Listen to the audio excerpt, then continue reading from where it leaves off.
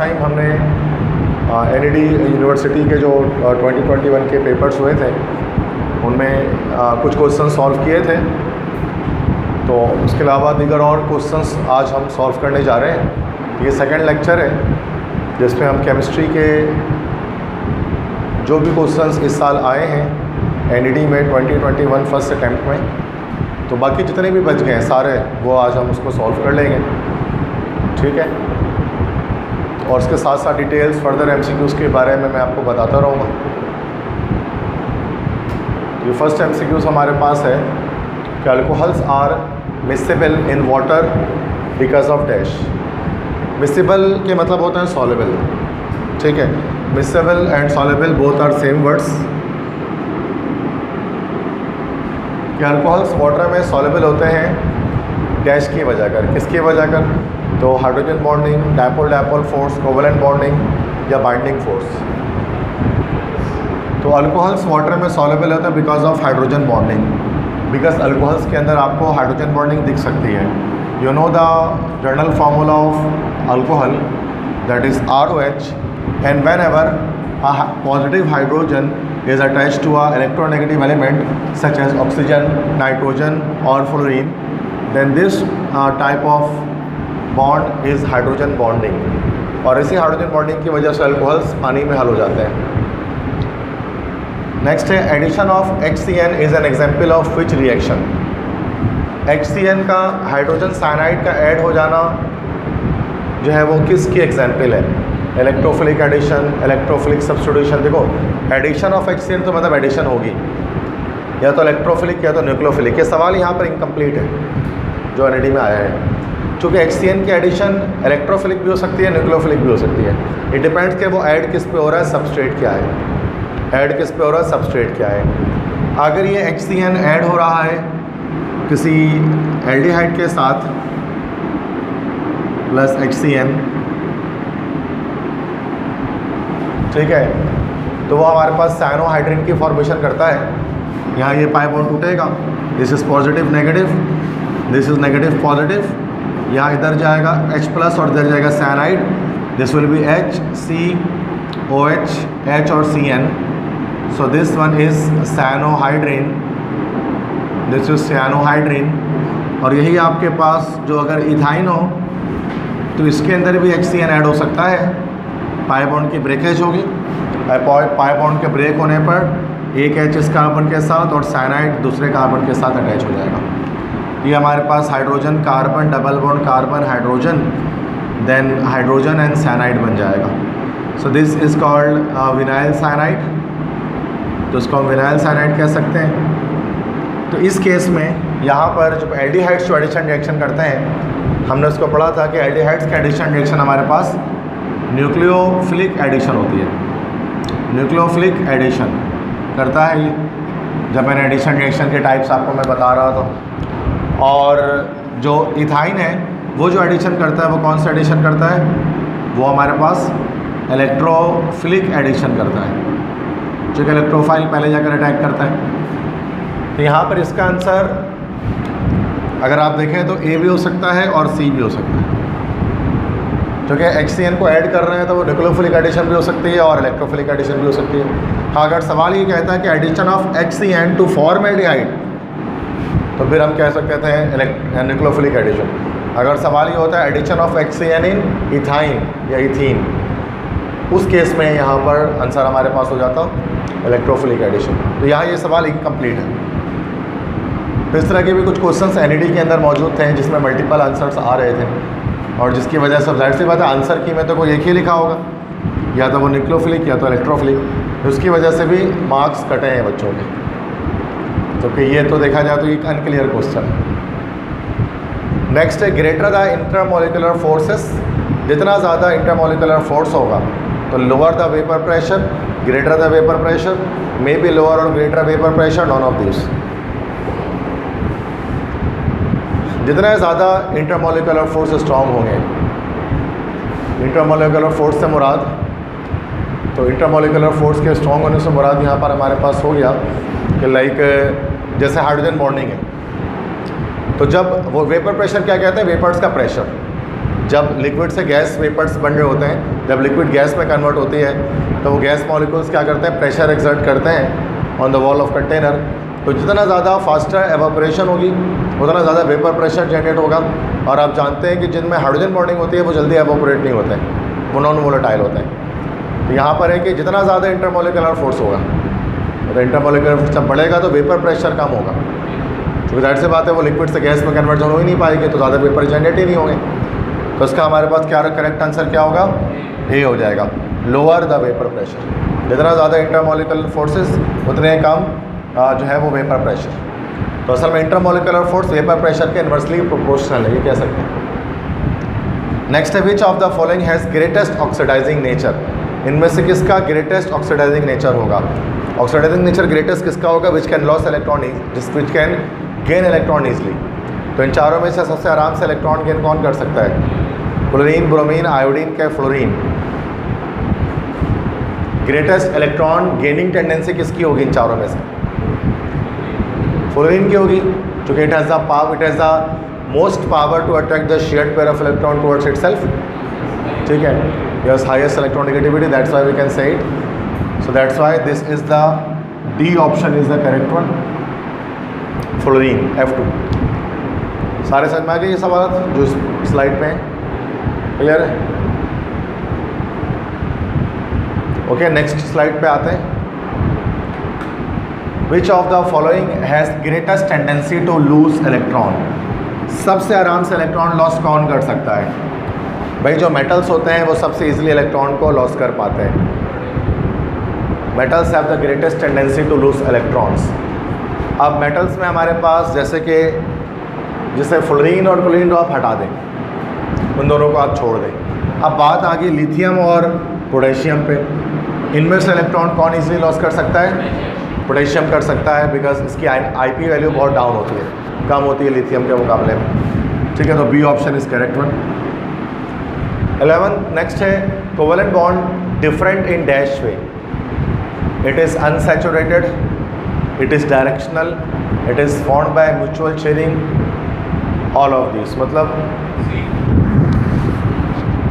Covalent bond unsaturated होता है, directional होता है, it is formed by mutual sharing. Yes, तो कोवेलेंट बॉन्ड की सबसे मेन बात जो होती है वो ये कि म्यूचुअल शेयरिंग ऑफ इलेक्ट्रॉन से बनता है।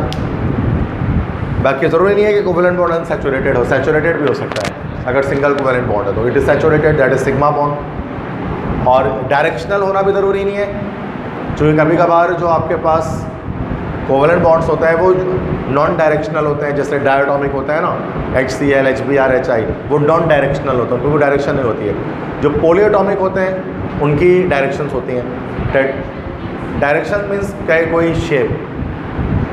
तो आप जानते हैं कि कोवेलेंट वाले बिना शेप के भी होते हैं, शेप वाले भी होते हैं। जो डायटोमिक मॉलिक्यूल्स होते हैं उनका कोई शेप नहीं होता, HCl, HBr। हाँ, जो पोलियोटॉमिक होते हैं, अमोनिया या फिर मीथेन, इथीन, इथाइन, इन सब का शेप होता है। ठीक है, तो जो मेन इसकी कैरेक्टरिस्टिक है कोवेलेंट बॉन्ड की वो C है, जो सब में पाई जाएगी। नेक्स्ट है primary alkyl halide is the one which halogen is attached to carbon atom which is further attached to. Primary alkyl halide के बारे में आप जानते हैं कि हैलोजन के साथ जो कार्बन एटम होगा वो और कितने कार्बन एटम के साथ ज्वाइन होगा। प्राइमरी अल्काइल हैलाइड के अंदर जो अल्फ़ा कार्बन होगा उसके कितनी तरफ रेडिकल होते हैं, एक तरफ ही होता है, और बाकी तो हाइड्रोजन होता है, तभी तो प्राइमरी है, या 1 डिग्री है। तो कह रहे हैं कि प्राइमरी अल्काइल हैलाइड वो होता है जिसमें हैलोजन के साथ जो कार्बन अटैच होता है उसके साथ फर्दर कितने कार्बन एटम्स अटैच होते हैं, only 1 carbon atom, more than 1 और no carbon atom, none of this.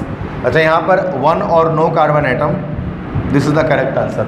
जो कभी कभार सिर्फ हाइड्रोजन भी होता है ना अगर, तो वो हमारे पास प्राइमरी अल्काइल हैलाइड ही कहलाता है। मतलब या तो कोई भी रेडिकल अटैच ना हो या कम से कम एक कार्बन अटैच हो, दोनों सूरतों में this is primary alkyl halide. तो ए के बजाय C ऑप्शन इसका करेक्ट है। यस, हाइड्रोजन रेडिकल नहीं होता, रेडिकल तो मिथाइल से स्टार्ट होता है एटलीस्ट। अच्छा, the rate equation R = K × A × B if the concentration of reactant and product becomes double then the rate will become dash। कह रहे हैं कि अगर रिएक्टेंट और प्रोडक्ट दोनों की कंसंट्रेशन डबल कर दी है तो क्या इफेक्ट पड़ेगा? 4 टाइम इंक्रीज हो जाएगी, रिमेन्स अनचेंज्ड। क्यों? बिकॉज वो रिएक्टेंट के साथ प्रोडक्ट को भी डबल कर दे रहे हैं। सिर्फ अगर रिएक्टेंट डबल किया जाएगा ना ए और बी, तो इन दैट सिनेरियो तो वो रेट 4 टाइम हो जाएगा, बट रिएक्टेंट प्रोडक्ट दोनों डबल कर दोगे तो रिएक्शन तो स्पीड सेम रह जाएगी उसमें। सिर्फ रिएक्टेंट की कंसंट्रेशन अगर डबल की जाती है तो 4 टाइम हो जाता, यहाँ रिएक्टेंट और प्रोडक्ट दोनों की डबल की जा रही है, तो दैट से बात है वो फिर रिमेन सेम हो जाएगा।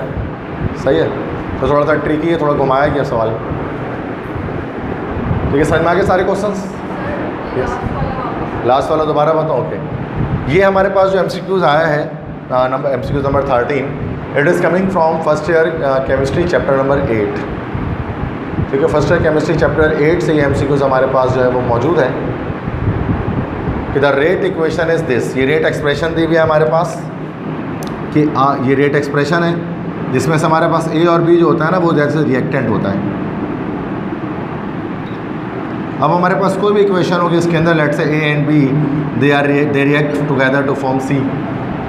ठीक है, तो C इज़ द प्रोडक्ट। तो कह रहे हैं कि अगर हम रिएक्टेंट की कंसंट्रेशन वैसे अगर सिर्फ रिएक्टेंट की कंसंट्रेशन डबल करते हैं ना तो फिर उस सूरत में रेट ऑफ रिएक्शन पे फ़र्क पड़ता है। लेकिन यहाँ पर कह रहे हैं कि हम रिएक्टेंट के साथ साथ जो प्रोडक्ट है उसकी कंसंट्रेशन भी डबल कर दे रहे हैं। तो जब रिएक्टेंट और प्रोडक्ट दोनों की कंसंट्रेशन को आप बढ़ा दोगे, दोनों के मिकदार को, तो रिएक्शन की स्पीड को फ़र्क नहीं पड़ेगा, उसके रेट जो है ना वो सेम रहेगी। समझ में मतलब सिमिलर रहेगी। ठीक है, एनी मोर क्वेश्चन? आगे बढ़े। नेक्स्ट है glass contains CuO give dash colour. Glass में अगर CuO हो तो उससे हमें क्या कलर मिलता है? देखो ग्लास के अंदर विच कलर? Light blue. देखो ब्लू तो मिलेगा, अब इसमें हम देखते हैं कि डार्क ब्लू मिलेगा कि लाइट ब्लू मिलेगा, ये देख लेते हैं। देखो जो ये चैप्टर नंबर ये जो हमारे पास है सेकेंड ईयर के चैप्टर 11 से जो टॉपिक है हमारे पास ग्लास का, उससे ये MCQs आया हुआ है। तो ग्लास कंटेंट, ग्लास में क्या होता है हमारे पास कुछ कलर्ड ग्लासेस भी होते हैं। कलर्ड ग्लासेस किसे कहते हैं कि उसके अंदर कोई ना कोई रंग होता है, कोई ना कोई उसका कलर होता है। ठीक है, अब जो ग्लासेस का जो ग्लास का जो कलर आता है, तो ग्लास का जो कलर आता है वो किसी ट्रांजिशन एलिमेंट की वजह से आता है। कोई ना कोई ट्रांजिशन एलिमेंट ग्लास के अंदर डाला जाता है जिसकी वजह से उसका एक स्पेसिफिक कलर हमारे पास मौजूद होता है। ठीक है जी, लाइक इन दिस वे कि अगर हम क्रोमियम ऑक्साइड मिला दें Cr2O3 तो हमें जो ग्लास का कलर मिलता है वो मिलता है ग्रीन। अगर हम Zn और जिंक ऑक्साइड मिलाते हैं जो ग्लास का कलर मिलता है वो होता है रेड। ठीक है, और CuO अगर हम मिला दें, दैट इज़ CuO में अगर आप देखोगे ना तो CuO है, this compound is cupric oxide ना, this is cupric oxide. Cupric क्यों कह रहे हैं? क्योंकि ऑक्सीजन यहाँ -2 पर है तो ये +2 पर है, तो वैलेंसी कट गई है इसलिए CuO है। तो जो क्यूप्रिक आयंस होते हैं ना हमारे पास, जो क्यूप्रिक आयंस होते हैं वो हमारे पास उनका जो कलर होता है वो लाइट ब्लू होता है।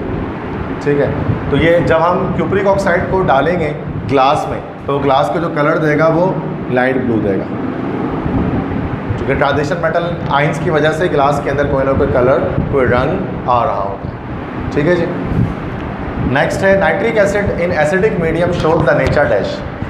नाइट्रिक एसिड अगर हम एसिडिक मीडियम में यूज़ करें तो वो क्या नेचर देगा? Oxidising agent, nitrating agent, reducing agent और या फिर एसिडिक एजेंट।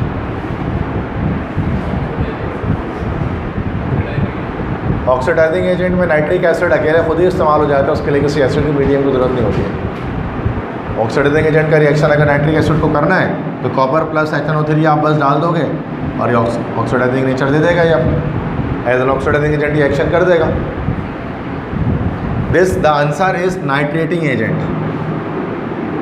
ये हमने पढ़ा था चैप्टर 7 में, second year chemistry of benzene, chemistry of benzene के अंदर। ठीक है, दैट इज़ नाइट्रेशन जो एक इलेक्ट्रोफिलिक सब्स्टिट्यूशन रिएक्शन है। आप जानते हैं उसके अंदर हम क्या करते हैं, बेंजीन का रिएक्शन कराते हैं HNO3 के साथ और नाइट्रिक एसिड के साथ सल्फ्यूरिक एसिड भी होता है, तब जाकर नाइट्रोनियम आयन निकलता है जो यहाँ एक हाइड्रोजन को सब्स्टिट्यूट करके इस बेंजीन को नाइट्रोबेंजीन में कन्वर्ट करता है। तो यहाँ पर हमने नाइट्रिक एसिड को इस्तेमाल किया है इन एसिडिक मीडियम। या in the presence of another acid. तो नाइट्रेटिंग एजेंट हुआ ना नाइट्रिक एसिड, जब उसको एसिडिक मीडियम में इस्तेमाल कर लिया जाए या सल्फ्यूरिक एसिड के प्रेजेंस में इस्तेमाल कर लिया जाए। क्लियर है? बाकी रिड्यूसिंग एजेंट तो हो ही नहीं सकता nitric acid, it can never be reducing agent, क्योंकि एसिड जितने भी होते हैं वो सारे ऑक्सीडाइजिंग एजेंट होते हैं, क्योंकि नाइट्रिक एसिड का फॉर्मूला HNO3 होता है और यहाँ नाइट्रोजन +5 ऑक्सीडेशन स्टेट पर मौजूद होता है, और इतनी हाई ऑक्सीडेशन स्टेट जो है वो जब होती है प्लस में तो वो कभी रिड्यूसिंग एजेंट नहीं हो सकता, वो हमेशा ऑक्सीडाइजिंग एजेंट होता है।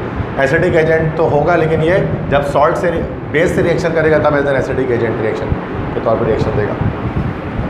नेक्स्ट है benzene shows saturated nature due to dash. Yes, well done. Delocalisation of pi bond. तो बेंजीन हमारे पास सैचुरेटेड नेचर देता है पाई बॉन्ड्स की डीलोकलाइजेशन की वजह से, चूँकि आप जानते हैं कि बेंजीन के अंदर जो है पाई बॉन्ड होता है ये इन the form of continuous rotation होता है, ये मूव कर रहा होता है, और इसी के मूवमेंट की वजह से इसी को हम डीलोकलाइजेशन कहते हैं, जिसकी वजह से पाई बॉन्ड के अंदर स्टेबिलिटी गेन होती है।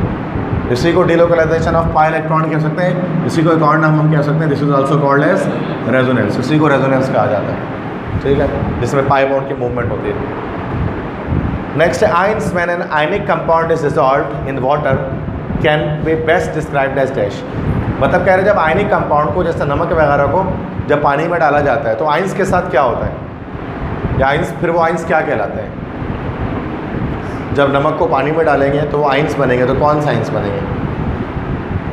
तो वो हमारे पास बनेंगे दैट इज़ हाइड्रेटेड आयंस, क्योंकि आप जानते हैं नमक को पानी में डाला जाएगा Na+Cl-, तो वो जो आयंस होगा उनको चारों तरफ से वाटर मॉलिक्यूल सराउंड कर लेंगे, और जब वाटर मॉलिक्यूल सराउंड कर लेंगे तो ये आयंस हाइड्रेटेड आयंस बन जाएंगे। और इससे फिर कल पढ़ा था ना, एक एक्सोथर्मिक रिएक्शन होगा जिसमें हीट एनर्जी रिलीज़ होगी, उस एनर्जी को हम लोग कहते हैं हाइड्रेशन एनर्जी, जो डिपेंड करती है साइज़ ऑफ आयंस पे। छोटा आयन होगा तो ज़्यादा हाइड्रेशन एनर्जी होगी, पढ़ा था ये सब कल। तो जब हम किसी आयनिक कंपाउंड को पानी में डालते हैं, जो आयंस जो हैं उनको क्या डिस्क्राइब किया जाता है, वो हाइड्रेटेड आयंस बन जाते हैं, इसमें हाइड्रेशन हो जाती है। आगे समझ में सारे MCQs? ठीक है, क्लियर है? मतलब इस तरह से उसको समझ जाएंगे, अगर आपने ये टॉपिक नहीं भी पढ़ा हुआ है ना तो आपको क्लियर हो जाए कि हाँ सर ये बात इसमें क्या हो रही है। ठीक है,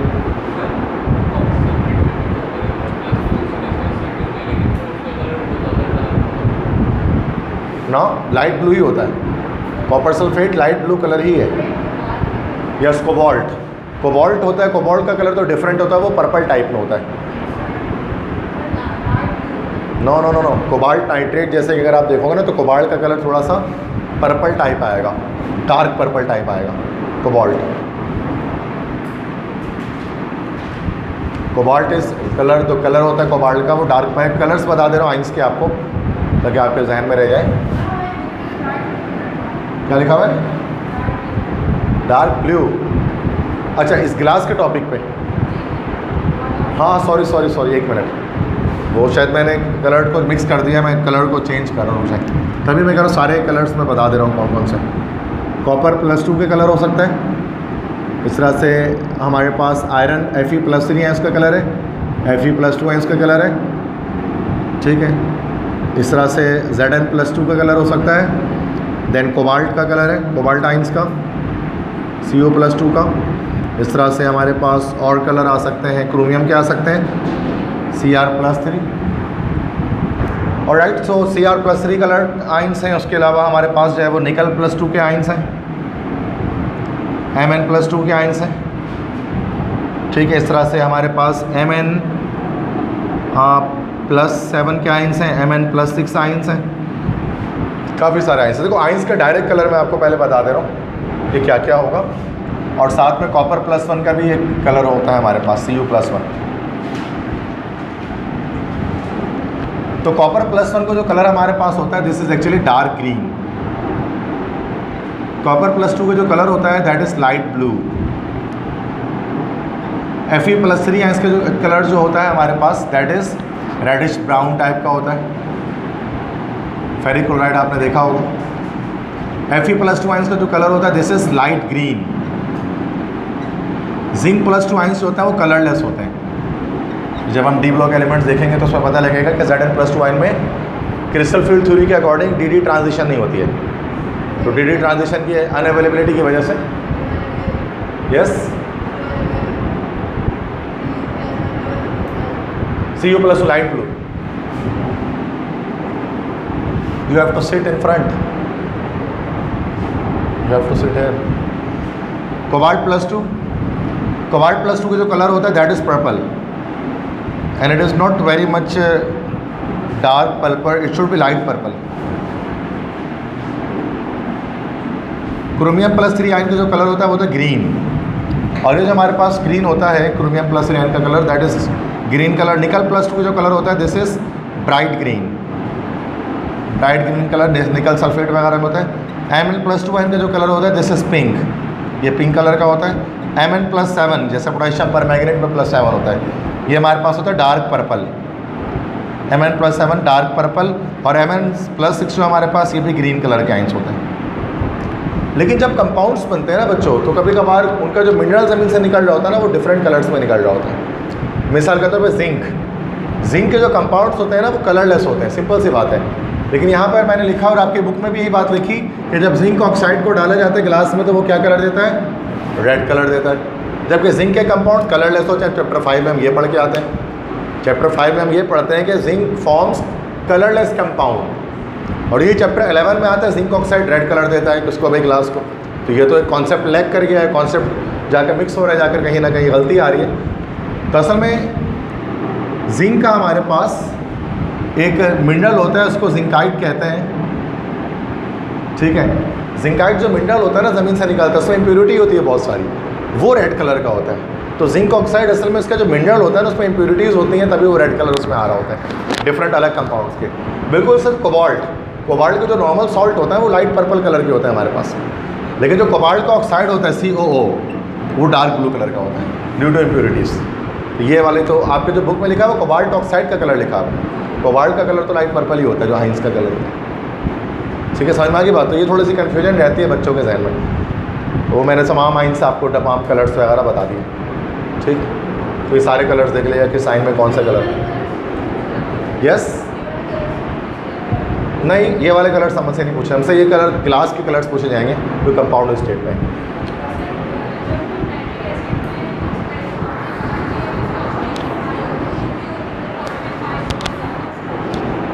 हाँ, असल में हम किसी भी चीज़ की अगर हमें शो करना है ना कि कौन सी चीज़ ऑक्सीडाइजिंग एजेंट है, कौन सी चीज़ रिड्यूसिंग एजेंट है, तो इसका सिंपल तरीका होता है आप उसके जो सेंट्रल एटम है उसके ऑक्सीडेशन नंबर को चेक कर लें। जैसे अगर आप मिसाल के तौर पे H2SO4 ले लिया हमने और HNO3 ले लिया हमने और KMnO4 ले लिया हमने, K2CrO4 ले लिया हमने, K2Cr2O7 ले लिया हमने, ये सारे के सारे ऑक्सीडाइजिंग एजेंट है केमिस्ट्री के अंदर।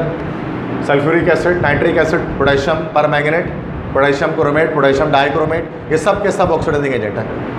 क्यों हैं? क्योंकि इन सब की वैलेंसी पॉजिटिव में, इन सब की ऑक्सीडेशन स्टेट पॉजिटिव में। अगर आप हाइड्रोजन ऑक्सीजन को हटा दें तो बाकी एलिमेंट्स को देख लेते हैं। सल्फर की यहाँ +6 है, यहाँ नाइट्रोजन होता है +5, यहाँ +7 होता है मैंगनीज, यहाँ क्रोमियम +6, यहाँ क्रोमियम +6। मतलब इनकी ऑक्सीडेशन स्टेट बहुत हाई है। तो वो रिएक्शन के दौरान अपने ऑक्सीडेशन स्टेट को कम कर सकते हैं, खुद को रिड्यूस करते हैं। तो जिसके साथ रिएक्शन करते हैं उसको ऑक्सीडाइज कर देते हैं। That's why they are known as oxidising agent. Reducing agent क्या होते हैं? रिड्यूसिंग एजेंट क्या होते हैं? जिनकी वैलेंसी खुद माइनस में हो, तो जब रिएक्शन के दौरान वो अपनी वैलेंसी प्लस पे लेकर आते हैं, मतलब अपने ऑक्सीडेशन स्टेट बढ़ाते हैं, तो सामने वाले को रिड्यूस कर देते हैं। जैसा कि H2S के बारे में सवाल पूछा जाएगा तो हम कहते हैं H2S reducing agent. Hydrogen sulphide एक रिड्यूसिंग एजेंट है। क्यों? क्योंकि जब सल्फर की ऑक्सीडेशन स्टेट निकालेंगे इसमें तो -2 आ जाएगी। -2 से मतलब कि यहाँ पर सल्फर -2 में, जब माइनस में आ गया, जब अगर आपके पास ऑक्सीडेशन स्टेट किसी भी एलिमेंट का, इसका मतलब वो खुद क्या होगा? रिड्यूसिंग एजेंट होगा। प्लस में आ गया तो वो ऑक्सीडाइजिंग एजेंट होगा। अच्छा, दोनों में आ रहे हैं तो दोनों एजेंट्स हो सकते हैं। जैसे हाइड्रोजन, अब हाइड्रोजन +1 भी हो सकता है, -1 भी हो सकता है।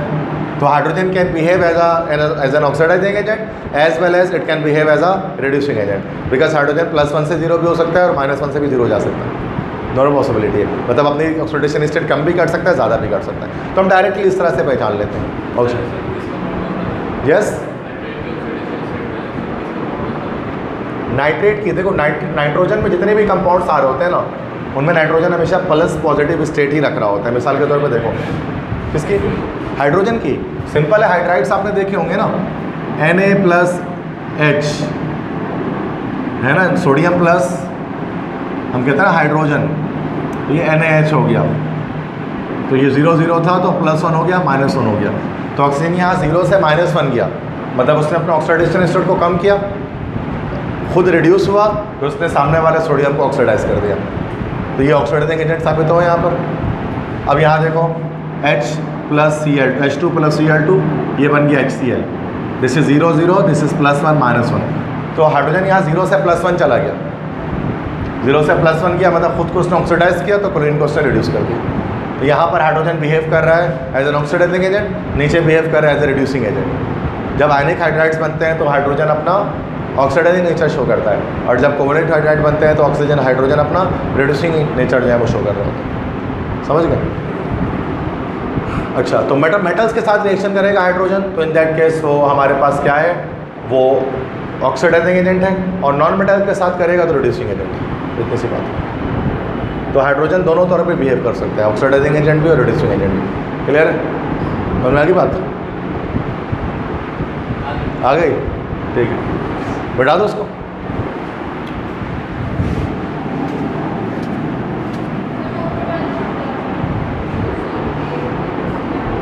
क्या करूं? Okay okay okay.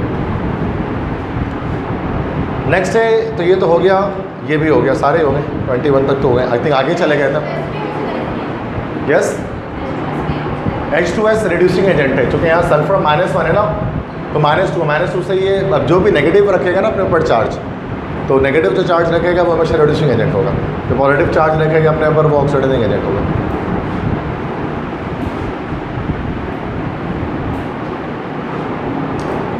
नेक्स्ट है water molecules. Water molecules undergoes dash chemical reaction. Water molecules कौन सा केमिकल रिएक्शन करते हैं? Hydrolysis, hydration, condensation, both A and B.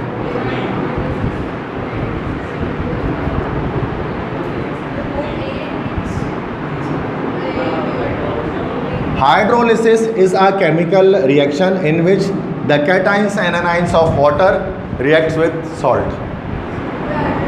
Hydrolysis chemical reaction है, मतलब वो एक रिएक्शन कर रहा होता है, जैसे हमने नमक को पानी में डाला तो वो वहाँ पर पीएच को चेंज कर रहा होता है, और जो पानी का H+ और OH- है वो सॉल्ट के साथ रिएक्शन देता है। ठीक है, तो वाटर के अंदर वो रिएक्टिविटी आपको जो है ना, हाइड्रोलिसिस एक केमिकल प्रोसेस है, ये केमिकल रिएक्शन है। इसमें H+ और OH- रिएक्शन कर जाते हैं किसके साथ भाई? सॉल्ट के कैटाइंस और एनाइंस के साथ। हाँ, तो केमिकल रिएक्शन तो कराना ही होता है। केमिकल रिएक्शन का मतलब ये थोड़ी ना जो खुद हो जाए और जो हम करवाएं। केमिकल रिएक्शन में मतलब केमिकल चेंज आता है, पीएच चेंज हो रहा होता है उसके अंदर। लेकिन हाइड्रेशन एक फिजिकल प्रोसेस है, जस्ट क्या किया जाता है कि वाटर मॉलिक्यूल चारों तरफ से सराउंड कर लेते हैं कैटाइंस एनाइंस को। और condensation is also a physical process, and what happens in condensation? What happens in condensation? The gas converts into liquid. It is only a state change, और state change जब भी होती है तो वो फिजिकल प्रोसेस है। केमिकल प्रोसेस में substance change हो रहा होता है, स्टेट चेंज नहीं हो रही होती है। ठीक है, तो ये A option is the correct one कि वाटर मॉलिक्यूल अंडरगो करते हैं डैश केमिकल रिएक्शन, तो हाइड्रोलिसिस केमिकल रिएक्शन। एक सिंपल सी बात है, एक और बात देख लो कि लिसिस जब भी आखिरी में आएगा ना तो वो केमिकल रिएक्शन ही होता है। लिसिस जब भी लास्ट में आएगा तो वो केमिकल रिएक्शन है। अब वो चाहे हाइड्रोलिसिस हो, इलेक्ट्रोलिसिस हो, थायरोलिसिस हो, इस तरह से कैटालाइसिस हो, लाइसिस जब भी आता है एंड में, तो this is actually a chemical reaction. ठीक है, और जब भी शन आ जाएगा ना, शन, तो वो फिजिकल होगा। Hydration, condensation, filtration, magnetic separation, sedimentation, evaporation, sublimation. शन आ गया तो फिजिकल, लाइसिस आ गया तो केमिकल। सिंपल लॉजिक, सिंपल तुक्का मारना है ऐसे। ठीक है, कॉन्सेप्ट आए ना आए, लेकिन यही बात होती है केमिस्ट्री में। तो अब आप घर जाके देखो, जितने लाइसिस वाले हैं सब केमिकल है, जितने शन वाले हैं सब फिजिकल है। मतलब ग्रामर से हमने यहाँ पर केमिस्ट्री सीखी है, फिर सफिक्सेस को देखकर। Hydrogen produced in large scale on reaction with dash. कह रहे हैं कि हाइड्रोजन को अगर आपको लार्ज स्केल में प्रिपेयर करना है तो किस की चीज़ के रिएक्शन से हाइड्रोजन को बनाया जा सकता है लार्ज स्केल में? Natural gas, ammonia, water, all of this. All of this तमाम तरीक़ों से हम बना सकते हैं, इन तीनों तरीक़ों से हम बना सकते हैं हाइड्रोजन गैस को। नेचुरल गैस से बन सकता है, ठीक है, स्टीम हाइड्रोकार्बन प्रोसेस के थ्रू, अमोनिया से बन सकता है by thermal decomposition of ammonia, this is second है चैप्टर 2। वाटर से बन सकता है by the electrolysis of water, तो तीनों से हम हाइड्रोजन को लार्ज स्केल पे बना सकते हैं। All this three are actually the industrial preparation of hydrogen gas in which we can produce large amount, huge amount of hydrogen gas. ये सेकेंड है चैप्टर 2 के अंदर है, ठीक है। Increasing dash will increase the effective collision, किस चीज़ को बढ़ाने से इफेक्टिव कोलिजन बढ़ेगी? Temperature, concentration, expose surface area, all of this. देखो भाई, जब तक अगर क्वेश्चन सिंपल सा लॉजिक है, अगर क्वेश्चन में ऑल ऑफ दिस या नॉन ऑफ दिस हो तो मोस्ट ऑफ द टाइम वही आंसर सही होता है। तुक्का ऊपर भी ऐसे ही है, ठीक है, ऑल ऑफ दिस में। तो देखो ये सारे के सारे ना इफेक्टिव कोलिजन से मुराद क्या होता है? इफेक्टिव कोलिजन जब बढ़ते हैं, जब मॉलिक्यूल्स कोलाइड करते हैं आपस में, तो केमिकल रिएक्शन होता है। अब कोलिजन दो तरह के हो सकते हैं, इफेक्टिव और non effective collision. Effective collision जब होती है तो केमिकल रिएक्शन होता है। तो इफेक्टिव कोलिजन कब ज़्यादा होगी? मतलब इफेक्टिव कोलिजन होती है रिएक्शन का स्पीड बढ़ेगा, स्पीड बढ़ेगी, रिएक्शन की रेट ऑफ रिएक्शन बढ़ेगा। अब टेम्परेचर बढ़ाने से भी रेट ऑफ रिएक्शन बढ़ता है, कंसंट्रेशन बढ़ाने से भी रेट ऑफ रिएक्शन बढ़ता है, और अगर सरफेस एरिया ऑफ रिएक्टेंट जो होता है वो बढ़ता है तब भी रेट ऑफ रिएक्शन बढ़ता ही है। फर्स्ट ईयर चैप्टर नंबर 8 जो टॉपिक होता है हमारे पास, factors affecting the rate of reaction, उसके अंदर ये चीज़ होती है। लाइन से 6 होते हैं टोटल, उनमें से तीनों डायरेक्टली प्रोपोर्शनल होते हैं रेट ऑफ रिएक्शन के। टेम्परेचर बढ़ाएंगे तो इफेक्टिव कोलिजन बढ़ेगी काइनेटिक एनर्जी बढ़ने की वजह से, कंसंट्रेशन बढ़ाने पर और सरफेस एरिया बढ़ने पर भी इस रिएक्शन की स्पीड बढ़ती है। सरफेस एरिया से मुराद एक्सपोज सरफेस एरिया, जितना एक्सपोज हो रहा है रिएक्टेंट के साथ। मिसाल के तौर पे एक गिलास पानी है, एक गिलास पानी है, उसको अगर हम रख देंगे तो वो जल्दी एवोपरेट नहीं होगा। लेकिन ये एक गिलास पानी के बजाय हम वही एक गिलास पानी अगर हम फ्रेश में फेंक दें तो वो जल्दी एवोपरेट हो जाएगा। क्यों? क्योंकि एयर के साथ ज़्यादा एरिया एक्सपोज होगा, लेकिन एक गिलास पानी के अंदर थोड़ा सा एरिया एक्सपोज हो रहा होता है, ऊपर का जो सरफेस एरिया होता है। तो सरफेस एरिया जितना बढ़ाओगे उतना ज़्यादा फास्टर रिएक्शन हो सके। नॉन इफेक्टिव कोलिजन, देखो कोलिजन है ना, आर्हेनियस एक साइंटिस्ट था, उसने चैप्टर 8 में एक थ्योरी दी थी, कोलिजन थ्योरी, टकराने वाले थ्योरी। वो ये कहता था कि जब मॉलिक्यूल्स आपस में टकराते हैं, कोलाइड करते हैं, तो रिएक्शन होता है। अब कोलिजन दो तरह की हो सकती है, effective, non effective. Effective collision क्या होता है? Which leads to the formation of product, जिससे प्रोडक्ट बनता है। और non effective collision which does not lead to the formation of product, जिससे प्रोडक्ट नहीं बनता है। मिसाल के तौर पर जैसे यहाँ पर हमारे पास हवा में, एयर में नाइट्रोजन गैस भी है, ऑक्सीजन गैस भी है, टकरा भी रहे होते होंगे आपस में, लेकिन क्या कोई रिएक्शन हो पाता है दोनों के बीच में? नहीं होता। तो दिस इज, तो हवा में मौजूद नाइट्रोजन और ऑक्सीजन असल में नॉन इफेक्टिव कोलिजन कर रहे हैं, तभी there is no reaction happening. क्योंकि पता है, बड़ा खतरनाक, कल बताया था ना आपको, N+O2 मिलेगा ना तो ये बनेगा NO2। NO2 क्या है? वो बहुत ज़्यादा एक्सप्लोजिव नेचर रखता है और इलेक्ट्रॉन स्पेसिंग की वजह से। तो ऐसे तो पूरे एटमॉस्फेयर ब्लास्ट हो जाते हैं और हम सब मर जाते हैं अगर ये दोनों आपस में रिएक्शन कर जाए तो। बट रिएक्शन करते नहीं है, कुदरत ने निज़ाम रखा है उसके तहत। Hydrogen is very good dash agent, oxidising, reducing both and भी, नॉन ऑफ दिस। अभी बताया था आपको, बोथ एंड भी, ऑक्सीडाइजिंग नेचर भी रख सकते हैं, रिड्यूसिंग भी रख सकता है, दोनों नेचर है। Bonding common between NaOH and NH4OH। बताएं NaOH और NH4OH में, इन चारों में से कौन सी बॉन्डिंग पाई जाएगी? आयनिक, कोवलेंट, डेटिव या बोथ एंड भी?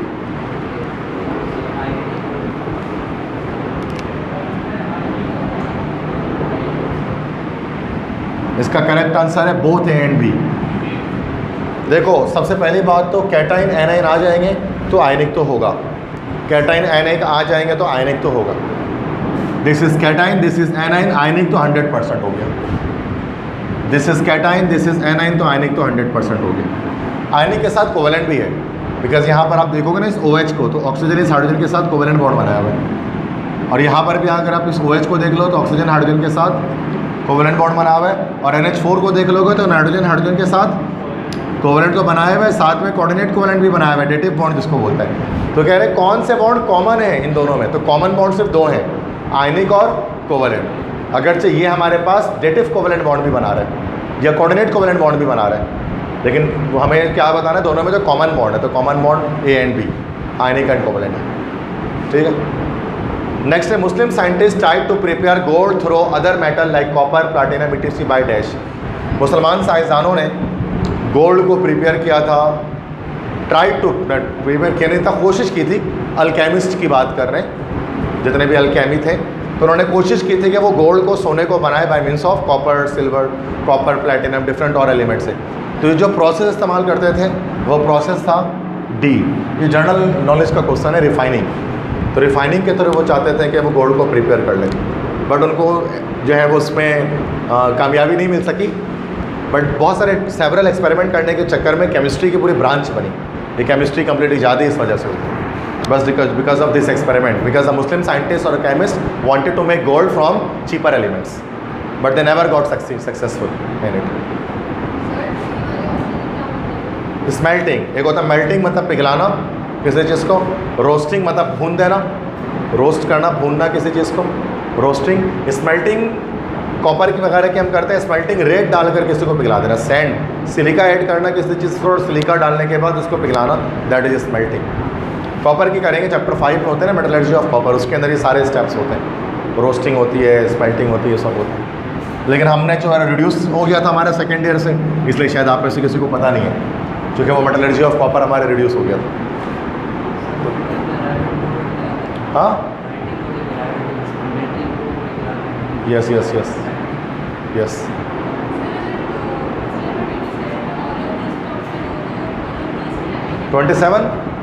नहीं, ऑल ऑफ दिस लग ही नहीं सकता, बिकॉज कॉमन बॉन्ड इनमें क्या है, कॉमन बॉन्ड तो आयनिक और कोवेलेंट ही है, इसमें कोऑर्डिनेट कोवेलेंट है ही नहीं। कॉमन बॉन्ड कह रहे हैं, common between, bonding common between, तो कॉमन आयनिक और कोवेलेंट है, कोऑर्डिनेट कोवेलेंट बॉन्ड इसमें तो है लेकिन इसमें नहीं है। जो कॉमन वही तो कॉमन, जो सेम है दोनों, मुश्तरका है। यस, नेक्स्ट है most non metallic compound found in periodic table are found in which side of periodic table. ज़्यादातर नॉन मेटल पीरियोडिक टेबल के किस साइड पर होते हैं? Upper most, lower right, upper most left, lower left. पहली बात तो लेफ्ट पे तो हो नहीं सकते, लेफ्ट पे सारे मेटल्स हैं, राइट पे आएंगे, ठीक है। तो राइट पे आ जाते हैं तो लोअर राइट और अपर मोस्ट राइट। हाँ, लोअर राइट की बात नहीं करेंगे, चूँकि लोअर राइट में हमारे पास मेटल्स आर, पुअर मेटल्स आ रहे होते हैं, है ना, टिन आ रहा होता है, लेड आ रहा होता है, ये सारे आ रहे होते हैं, पुअर मेटल्स आ रहे होते हैं। तो अपर मोस्ट राइट की साइड पे अगर आप देखो ना पीरियोडिक टेबल में, तो आपको वो 7 है, 6 है, 8 है, ये सारे गैसेस वगैरह मिलेंगे, ठीक है। तो ए ऑप्शन करेक्ट हो, अपर मोस्ट राइट पर आपको ज़्यादातर नॉन मेटल्स मिलेंगे पीरियोडिक टेबल में। बाकी लेफ्ट साइड पर तो पूरे मेटल्स हैं, शुरू में अल्कली मेटल्स, अल्कीन अर्थ मेटल, ट्रांजिशन मेटल, सब मेटल्स हैं। नेक्स्ट है rate of reaction independent to concentration when reaction में बी डैश।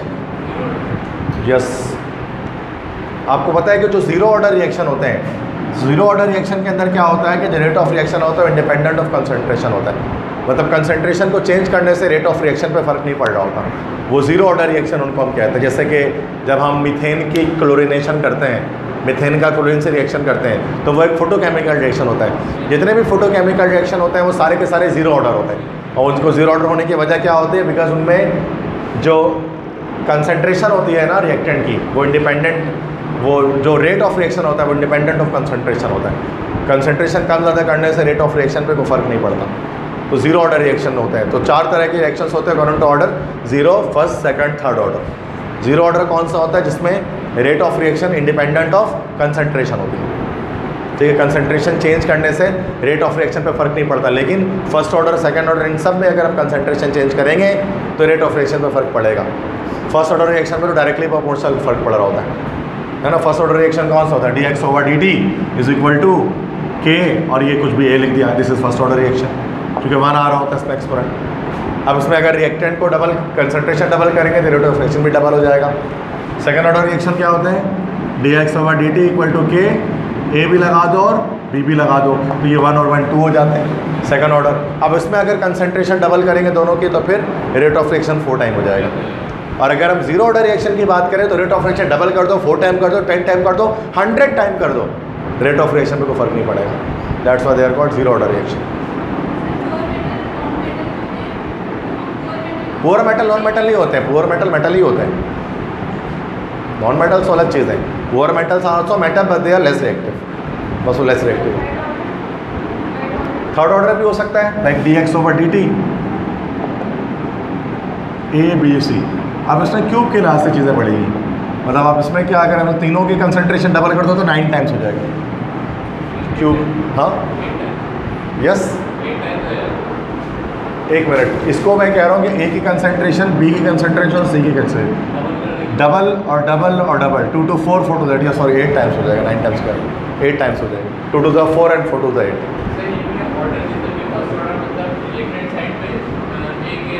यस, एक ही कंपाउंड होगा,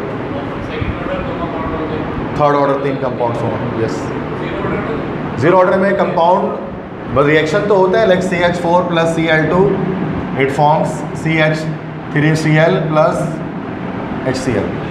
मतलब इसमें आपको लग तो रहा होगा कि दिस इज़ एक्चुअली जो है वो second order reaction, second order है, बट यहाँ पर इसका ऑर्डर हमारा ज़ीरो निकलता है, बिकॉज इनकी जो कंसंट्रेशन होती है, जो कि फोटोकेमिकल रिएक्शन है, तो इनकी कंसंट्रेशन रेट ऑफ रिएक्शन पर फ़र्क नहीं डाल रही होती, इसकी वजह से जीरो ऑर्डर है। दैट्स वाई जो ऑर्डर ऑफ रिएक्शन है वो एक्सपेरिमेंटली डिटरमाइन किया जाता है एक्यूरेट वैल्यू से, वो थ्योरेटिकली नहीं बता सकता हम इक्वेशन देखकर। वो बहुत बार ऐसा होता है कि हमें एक्सपेरिमेंटली पता लग रहा होता है, कभी कभार ऑर्डर 3 से ज़्यादा भी लग रहा होता है। जैसे अगर हम कहते हैं N2 + 3H2 it forms 2NH3, यहाँ से आपको लगेगा 4 ऑर्डर रिएक्शन। ठीक है, जब हम इसकी अगर हम रेट एक्सप्रेशन बनाएंगे तो dx/dt = K, और ये N2 पर 1 आ जाएगा और H2 पर 3 आ जाएगा, ये 3 और 1 4th order reaction. But 4th order reaction इस पॉसिबल ही नहीं है, थर्ड से ज़्यादा मैक्सिमम ऑर्डर होता नहीं है। तो फिर हम क्या करेंगे, उसको फिर एक्सपेरिमेंट करके देखेंगे कि ऑर्डर क्या है। तो जो एक्यूरेट वैल्यू होती है वो एक्सपेरिमेंटली डिटरमाइन की जाती है ऑर्डर ऑफ रिएक्शन। ठीक है, next, which groups are inactive? कौन सा ग्रुप इनएक्टिव होता है? 8 है ना। इनएक्टिव से मतलब नॉन रिएक्टिव गैसेस है ना, नोबल गैसेस जो रिएक्शन नहीं करते, helium, neon, argon, krypton, xenon, radon, सारे। वर्बली सवाल है ये, 16 gram of oxygen contains dash, मतलब पहला न्यूमेरिकल आया ये इतने टाइम से, न्यूमेरिकल्स दिए ही नहीं है उन्होंने एक भी। सिंपल है यार, देखो, सो O2 है तो 32 ग्राम, 1 मोल हो गया, 1 मोल में 6.02 पावर 23 होते हैं नंबर ऑफ पार्टिकल्स। अच्छा, अब यहाँ पर उन्होंने पूरा सवाल लिखा नहीं, शायद हम मॉलिक्यूल समझ लेते हैं, कितने मॉलिक्यूल्स पूछ रहे हैं तो सवाल कंप्लीट हो जाएगा। तो 16 ग्राम इसका हाफ हो गया, हाफ मोल हो गया, क्योंकि 32 ग्राम 1 मोल होता है तो 16 ग्राम हाफ मोल हो गया। हाफ मोल में एवोगाड्रो नंबर को हाफ कर दो, उतने पार्टिकल्स होंगे। एवोगाड्रो नंबर होता है 6.02 पावर 23, इसका आधा कर दो 3.01 पावर 23, तो ऑप्शन क्या हो गया हमारे पास? ये ऑप्शन करेक्ट हो गया। कोई ज़रूरत नहीं कैलकुलेटर की, वर्बली सॉल्व हो जाता है। ठीक है, विच स्टेटमेंट इज़ ट्रू? कौन सी स्टेटमेंट सच्ची है, सही है, ठीक है, करेक्ट है? H = E + PV, H = E + Q, H = E - PV, both A and C।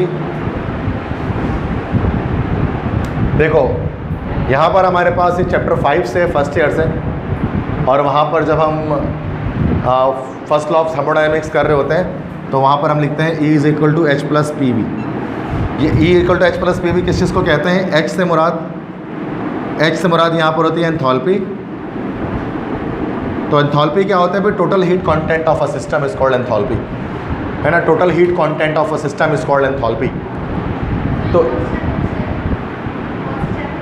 ये हमारे पास ये वाला जो MCQs आ रहा है ना 41, ये फर्स्ट ईयर चैप्टर नंबर 5 से, केमिकल एनर्जेटिक्स से ये है। वहाँ हमने पढ़ा था कि H = E + PV, E for energy, P for pressure, V for volume, और इसी से हमने फिर जो है ना कांस्टेंट प्रेशर जो होता है ना, जो फर्स्ट लॉ ऑफ थर्मोडायनेमिक्स, वो निकाला था इसके अंदर से। तो H क्या है? H है एंथैल्पी, एक होता है डेल्टा H। डेल्टा H होता है चेंज इन एंथैल्पी, वो एक अलग चीज़ है। H है एंथैल्पी, और एंथैल्पी क्या होता है? Total heat content of system, उसका फॉर्मूला क्या होता है? E + PV। तो इस फॉर्मूले को आप याद रखें। यस,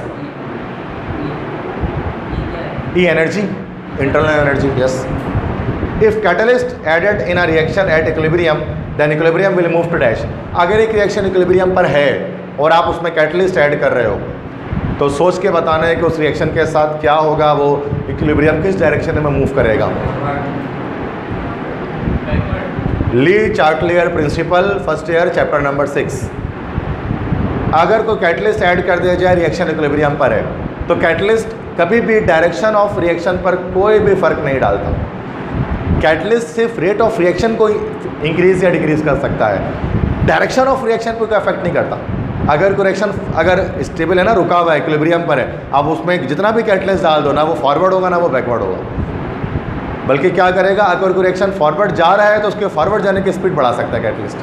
कोई बैकवर्ड जा रहा है तो बैकवर्ड जाने की स्पीड बढ़ा सकता है कैटलिस्ट। लेकिन इक्विलिब्रियम पर है तो फिर जब कैटलिस्ट डाल देंगे तो जितना ज़्यादा तेज़ी के साथ वो फॉरवर्ड की स्पीड बढ़ाएगा, उसी तेज़ी के साथ वो बैकवर्ड भी बढ़ा देगा। तो फिर दोबारा से रिमेन्स अनचेंज, इक्विलिब्रियम पे कोई फ़र्क नहीं पड़ेगा। तो ली चार्टलर प्रिंसिपल कहता है कि कैटलिस्ट का डायरेक्शन ऑफ रिएक्शन पे कोई इफेक्ट नहीं होता। तो यहाँ पर हमारे पास क्या हो जाएगा, no effect on equilibrium. Speed of reaction को बिल्कुल फर्क डालता है, ये तो हम भी जानते हैं कि कैटलिस्ट रिएक्शन की स्पीड को बढ़ा सकता है, कम कर सकता है, बट रिवर्सिबल रिएक्शन की डायरेक्शन पे कोई इफेक्ट नहीं कर सकता कैटलिस्ट। वो बाकी चीज़ें करती हैं, वो कंसंट्रेशन करेगा, वो टेम्परेचर करेगा, वो प्रेशर करेगा। जब हम ली चार्टलर प्रिंसिपल पढ़ेंगे तो वहाँ पर हम सीखेंगे कि कैसे करता है। क्वांटिटी, हाँ क्वांटिटी भी बोलेंगे तो क्वांटिटी के अंदर भी मैटर नहीं करेगा। Yes, in that sense. अगर रेट ऑफ रिएक्शन पूछेंगे तो इन दैट केस। नेक्स्ट देखिए, नेक्स्ट क्वेश्चन है dash has more ionic character. किस कोवेलेंट कंपाउंड का सबसे ज़्यादा आयनिक कैरेक्टर है? तो भाई जिसका मैक्सिमम इलेक्ट्रोनेगेटिविटी डिफरेंस होगा। आयनिक कैरेक्टर में कैसे पता लगता है? इलेक्ट्रोनेगेटिविटी डिफरेंस है। जिसका ज़्यादा इलेक्ट्रोनेगेटिविटी डिफरेंस होगा वो ज़्यादा आयनिक कैरेक्टर रखेगा। और सबसे हाईएस्ट इलेक्ट्रोनेगेटिविटी डिफरेंस किसका होगा इन चारों में से? एच एफ का यहाँ पर हमारे पास होगा, तो सबसे ज़्यादा आयनिक कैरेक्टर इसका होगा। आप सिंपल याद रख लें कि एच एफ ज़्यादा पोलर होगा एच सी एल से, एच सी एल से ज़्यादा एच बी आर, और एच बी आर से ज़्यादा एच बी आर ज़्यादा होगा एच आई। सबसे ज़्यादा एच एफ, सबसे कम एच आई। मतलब नॉर्मल सीरीज़ पे चल रहे हैं ना, फ्लोरीन, क्लोरीन, ब्रोमीन, आयोडीन, इस तरह से चल रहे हैं। तो सबसे ज़्यादा आयनिक कैरेक्टर एच एफ का और सबसे कम आयनिक कैरेक्टर एच आई का। ठीक है, क्योंकि डिफरेंस भी जब निकालेंगे ना इसके इलेक्ट्रोनेगेटिविटी का, सबसे ज़्यादा डिफरेंस इसमें आ रहा होगा, सबसे कम इसमें आ रहा होगा। चूँकि फ्लोरीन मोस्ट इलेक्ट्रोनेगेटिव है, इसकी वैल्यू इलेक्ट्रोनेगेटिविटी की 4 है, हाइड्रोजन की 2.1 होती है, तो सबसे बड़ी वैल्यू आ जाएगी। बाकी क्लोरीन की 3 होती है, तो उसकी कम आएगी, उससे और कम, उसकी और कम। Dash is the strongest bond. सबसे स्ट्रॉन्गेस्ट बॉन्ड चारों में से कहाँ दिख रहा है? सोच के बताइए। बी में दिख रहा है, मुझे तो नहीं दिख रहा। तुक्के मार रहे हो भाई? देखो तुक्के नहीं मारो, पेयर्स में बताना है जिसमें दोनों स्ट्रॉन्ग हो।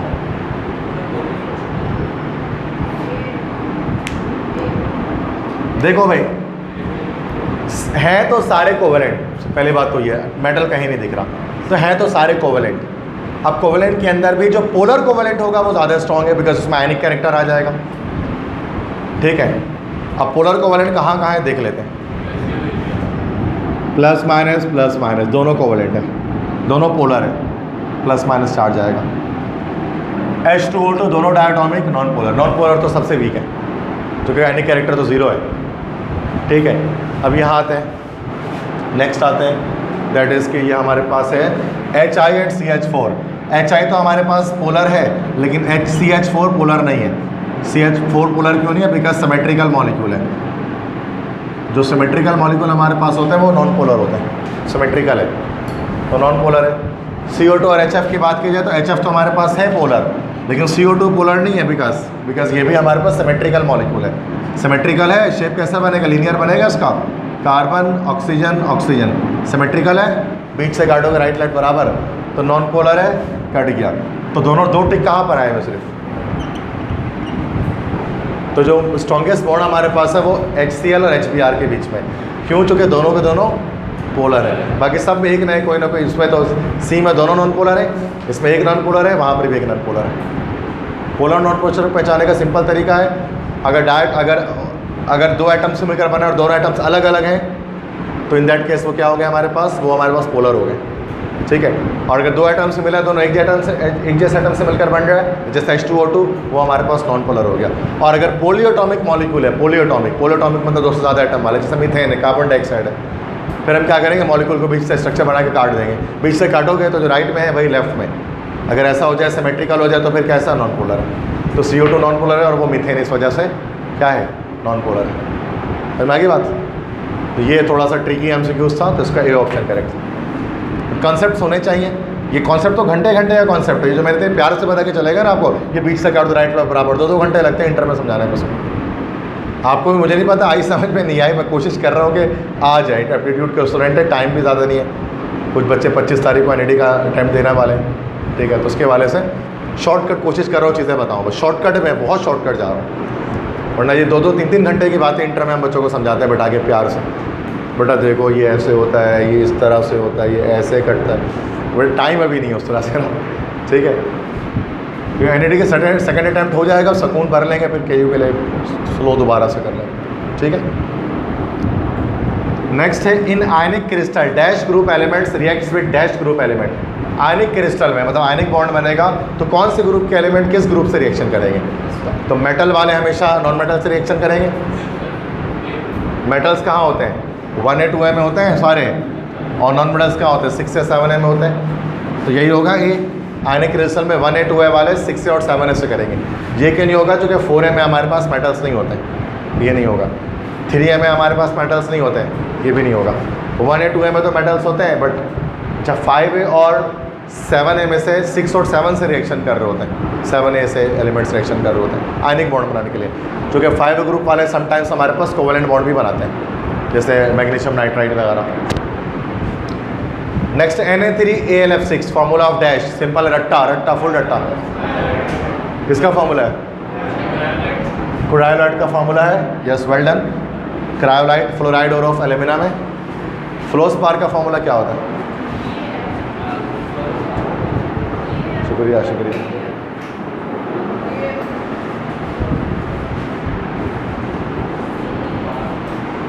यस, फ्लोस्पार का फार्मूला यस CaF, तो this is फ्लोस्पार। Dolomite double salt है, यस MgCO3 डॉट CaCO3। ये कार्नोटाइट तो कुछ नहीं होता भाई, कार्नोटाइट लिखा हुआ है, दिस इज कार्नेलाइट हो सकता है। वो क्या होता है? KCl dot MgCl2 dot 6H2, this is carnallite. Carnotite कुछ नहीं होता, ठीक है भाई। तो Na3AlF6 फार्मूला क्रायोलाइट का, फ्लोराइड और ऑफ एल्यूमिना में। और उसका एक और इस्तेमाल होता है बॉक्साइट की जो है ना, सॉरी एल्यूमिना की वो मेल्टिंग पॉइंट को डाउन करने के लिए डाला जाता है। ये क्रायोलाइट और फ्लोस्पार दो चीज़ ऐड करते थे ना हॉल हेरोल्ड सेल के अंदर, chapter 4 second year. Which central atom contain lone pair? इन चारों में से बताइए किसके सेंट्रल एटम में लोन पेयर आएगा? किसका सेंट्रल एटम? सेंट्रल एटम कौन होगा? जो कम होगा। किसके सेंट्रल एटम में लोन पेयर होगा? BF3 PH3 CO2 और PCl5।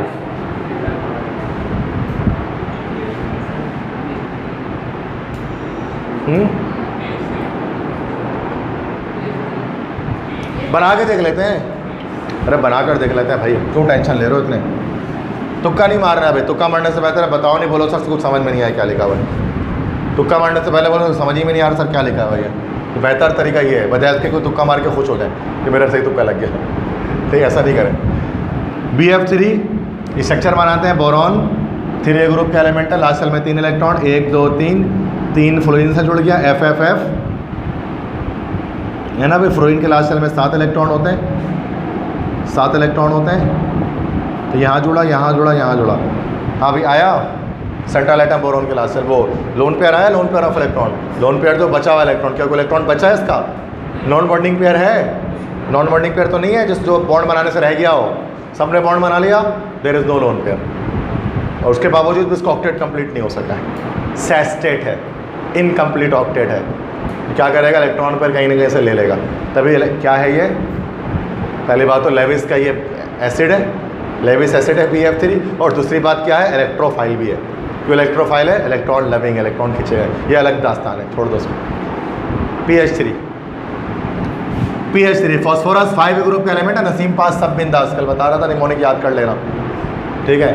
5 ग्रुप का है, nitrogen phosphorus arsenic antimony bismuth सब 5A के हैं। जब 5A के हैं लास्ट सेल में 5 इलेक्ट्रॉन, ठीक है। 1 2 3 4 5 कहीं से भी लगा देते, ठीक है। एक हाइड्रोजन यहाँ आ गया, एक हाइड्रोजन यहाँ आ गया, एक हाइड्रोजन यहाँ आ गया। क्या लोन पेयर दिखा फॉस्फोरस पे? मतलब PH3 ही होना चाहिए। बाकी भी देख लेते तो CO2 में दिखेगा क्या? कार्बन है 2 4 इलेक्ट्रॉन्स, ऑक्सीजन के 6 इलेक्ट्रॉन। क्या कार्बन पे लोन पेयर दिखा? नहीं दिखा। PCl5 ये तो एक्सटेंडेड ऑक्टेट हो रहा है, 1 2 3 4 5, 1 Cl 2 Cl 3 Cl 4 Cl। क्या लोन पेयर दिखा फॉस्फोरस पे? तो मतलब सिर्फ लोन पेयर PH3। सही है, समझ में आ गया। तो ऐसे चेक करना पड़ता है, तुक्के नहीं लगाएंगे कि बस इसमें है इसमें नहीं है। स्ट्रक्चर बना लेंगे, पता लग जाएगा लोन पे आ रहा है कि नहीं आ रहा। 10,000 मॉलिक्यूल दे दोगे उसका पता लग जाएगा है कि नहीं है। ठीक है, आगे समझो सारे MCQs।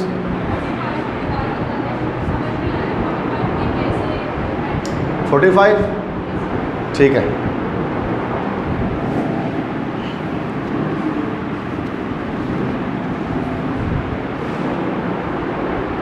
ठीक है, तो आयनिक बॉन्ड कब बनता है? जब मेटल और नॉन मेटल साथ में रिएक्शन करते हैं तभी बनता है आयनिक बॉन्ड, जितने भी आयनिक बॉन्ड्स हैं। अब मेटल हमारे पास पीरियोडिक टेबल में ग्रुप 1A में होता है और उसके अलावा ग्रुप 2A में होता है, सारे मेटल्स होते हैं। नॉन मेटल सारे हमारे पास ग्रुप 6A में होते हैं और ग्रुप 7A में होते हैं। इसलिए 1A 2A वाले जब 6 से 7A से रिएक्शन करते हैं तब जाकर आयनिक बॉन्ड यानी क्रिस्टल बनते हैं।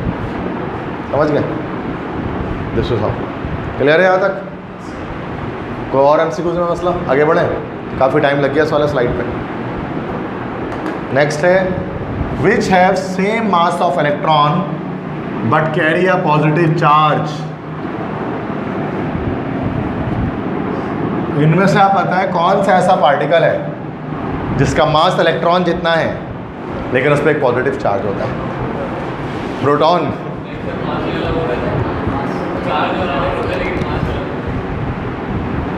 क्या न्यूट्रॉन होगा? नहीं भाई, प्रोटॉन इलेक्ट्रॉन तो बहुत 9.11 10 की पावर -31 kg और ये कहाँ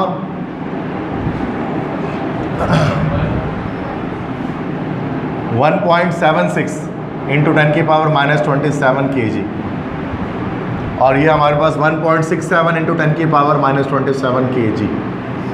तो मतलब बहुत ज़्यादा -31 kg, बहुत ज़्यादा हल्का है इलेक्ट्रॉन। तो अच्छा, न्यूट्रिनोज जो होता है ना बच्चों, न्यूट्रिनोज का मासलेस पार्टिकल है। न्यूट्रिनोज कुछ लेटेस्ट पार्टिकल है, चूँकि अब तक एटम के अंदर 56 पार्टिकल डिस्कवर किए जा चुके हैं। 56 के करीब पार्टिकल डिस्कवर किए जा चुके थे, 56 के करीब। तो न्यूट्रिनोज उनमें से एक है। न्यूट्रिनो क्या होता है? मासलेस होते हैं, उनका कोई मास नहीं होता। तो उनका मास इलेक्ट्रॉन जितना क्या मास होता ही नहीं है। तो उसका नॉन ऑफ दिस होगा। तो करेक्ट आंसर क्या होगा अगर पूछा जाए तो ऐसा पार्टिकल कहलाता है पॉजिट्रॉन। पॉजिट्रॉन में क्या होता है? एक ऐसा पार्टिकल होता है एटम के अंदर पॉजिट्रॉन जिसका मास इलेक्ट्रॉन के बराबर होता है लेकिन उस पर चार्ज पॉजिटिव होता है, दैट्स वाई उसको पॉजिट्रॉन कहा जाता है। ये लेटेस्ट हम थ्योरीज के अंदर हम इसको पढ़ रहे होते हैं। यस, जो वो बन रहा होता है आपके पास, न्यूट्रॉन बन रहा होता है। अच्छा, अब इसमें ये चीज़ है कि अब पॉजिट्रॉन जो हमारे पास है दैट इज़ के वो एंटी मैटर के अंदर वैसे वो मौजूद होता है। एंटी मैटर होता है ना, उसमें एंटी मैटर जो एंटी ग्रेविटी वगैरह रखता है, तो एंटी जो न्यूक्लियस के अंदर एंटी प्रोटॉन होता है जिस पर नेगेटिव चार्ज होता है और बाहर जो घूम रहा होता है ना वो पॉजिट्रॉन होता है, पॉजिटिव चार्ज वाला। तो जदीद साइंस कहती है कि वो डार्क मैटर है, एंटी मैटर है। उसके ऊपर साइंस फिक्शन फिल्में वगैरह बनती हैं बड़े सारे, एंटी मैटर। यस, तो वो कहानी है इसमें। तो वो इस तरह का सवाल है। Valency of group 7A is dash. Simple है बड़ा। 7 ग्रुप की वैलेंसी क्या होगी? -1 होगी, क्योंकि एक इलेक्ट्रॉन लेकर अपने ऑक्टेट कंप्लीट करेगा -1। Tollens reagent give dash after reaction. Very correct PPT. Fehling solution test देता है। क्या देगा? सिल्वर डिपॉजिट, सिल्वर मिलता है ना टोलेंस टेस्ट से।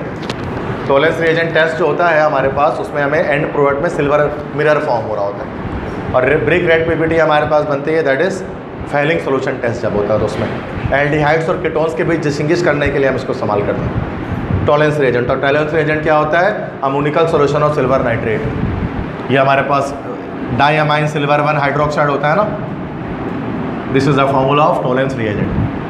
ठीक है, तो ये क्या करता है कि जब हम इसका एल्डिहाइड से रिएक्शन कराते हैं तो वो हमें फिर वो सिल्वर डिपॉजिट या सिल्वर मिरर बना देता है। इसी को सिल्वरिंग ऑफ मिरर भी कहा जाता है। पोटेशियम पर मैग्नेट इज डैश। क्या है? बता दिया अभी आपको, ऑक्सीडाइजिंग एजेंट है। तो क्या पोटेशियम पर मैग्नेट KMnO4 होगा और मैग्नीज को ऑक्सीडेशन नंबर +7 निकलेगी, क्योंकि -8 यहाँ +1 यहाँ, तो ये +7 निकल जाएगी। Valency of carbon in excited state.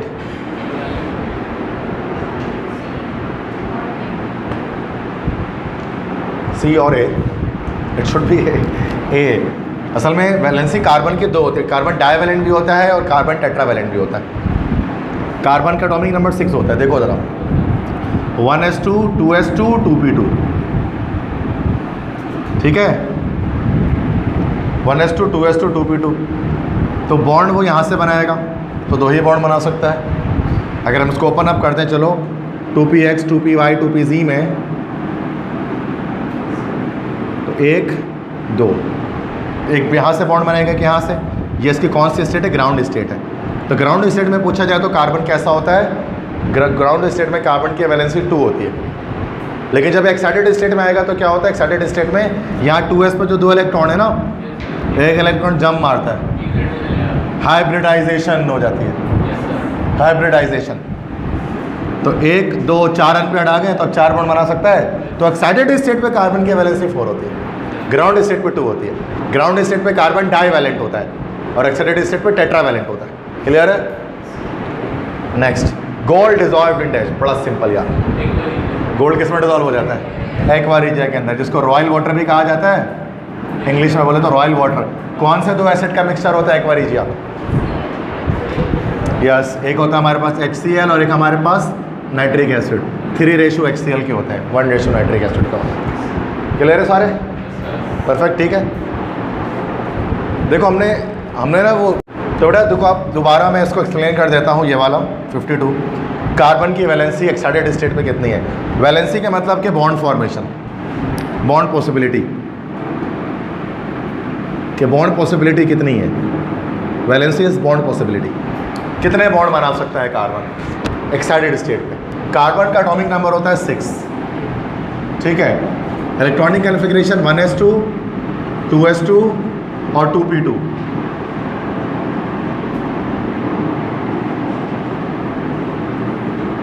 यही है, ये तो सबको आता है करना। अब आपको पता है लेटेस्ट कॉन्सेप्ट जो होता है कोवेलेंट बॉन्ड का, वो कहते हैं कोवेलेंट बॉन्ड कब बनता है, जब अनपेयर्ड ऑर्बिटल्स पेयर्ड हो जाते हैं। अनपेयर्ड इलेक्ट्रॉन्स जब पेयर्ड हो जाएंगे तो फिर बॉन्ड बन जाएगा। मॉडर्न कॉन्सेप्ट तो ये है कोवेलेंट बॉन्ड के बारे में। तो पहला बॉन्ड यहाँ पर बनेगा, दूसरा बॉन्ड यहाँ पर बनेगा, इधर पे पेयरिंग हो जाएगी, इधर पे पेयरिंग हो जाएगी, दूसरा को एटम पेयर बना लेगा ओवरलैपिंग करके। तो यहाँ पे हमें ये साबित हुआ, ये जो स्टेट हमारे पास है ग्राउंड स्टेट, चूँकि इलेक्ट्रॉन्स अपनी अपनी स्टेट पर, ओरिजिनल स्टेट पर मौजूद है, तो यहाँ पे कार्बन हमें ये साबित हो रहा है कि ग्राउंड स्टेट के अंदर वो कैसा है, डाइवैलेंट है, 2 बॉन्ड बना सकता है। लेकिन हम सब जानते हैं कार्बन 4 बॉन्ड बनाता है। अब 4 बॉन्ड किस तरह बनाता है कि ये जो 2s एक इलेक्ट्रॉन है वो जम कर जाता है कहाँ पर, 2pz पर, जहाँ खाली है, जहाँ खाली है वहाँ पर जम कर जाता है। तो अब यहाँ पर टोटल अगर हम कार्बन के अंदर देखें तो अब हमारे पास 1 2 3 और 4 हमारे पास अनपेयर्ड इलेक्ट्रॉन है, तो 4 जगह से इसमें बॉन्डिंग हो सकती है। तो ये हमारे पास जो स्टेट होती है, दिस इज एक्साइटेड स्टेट। और एक्साइटेड स्टेट में कार्बन कौन सा वैलेंट है, चूँकि 4 बॉन्ड बना सकता है। इसलिए जब भी हम मीथेन को करते हैं ना, मीथेन का स्ट्रक्चर बनाते हैं तो sp3 हाइब्रिडाइजेशन शो कर रहा होता है कि पहले इस इलेक्ट्रॉन p पे जाएगा तो 4 जगह पे फिर हाइड्रोजन बॉन्ड बना पाएगी। मतलब हाइपोक्लोरस एसिड फार्मूला क्या होगा, yes this is hypochlorous acid.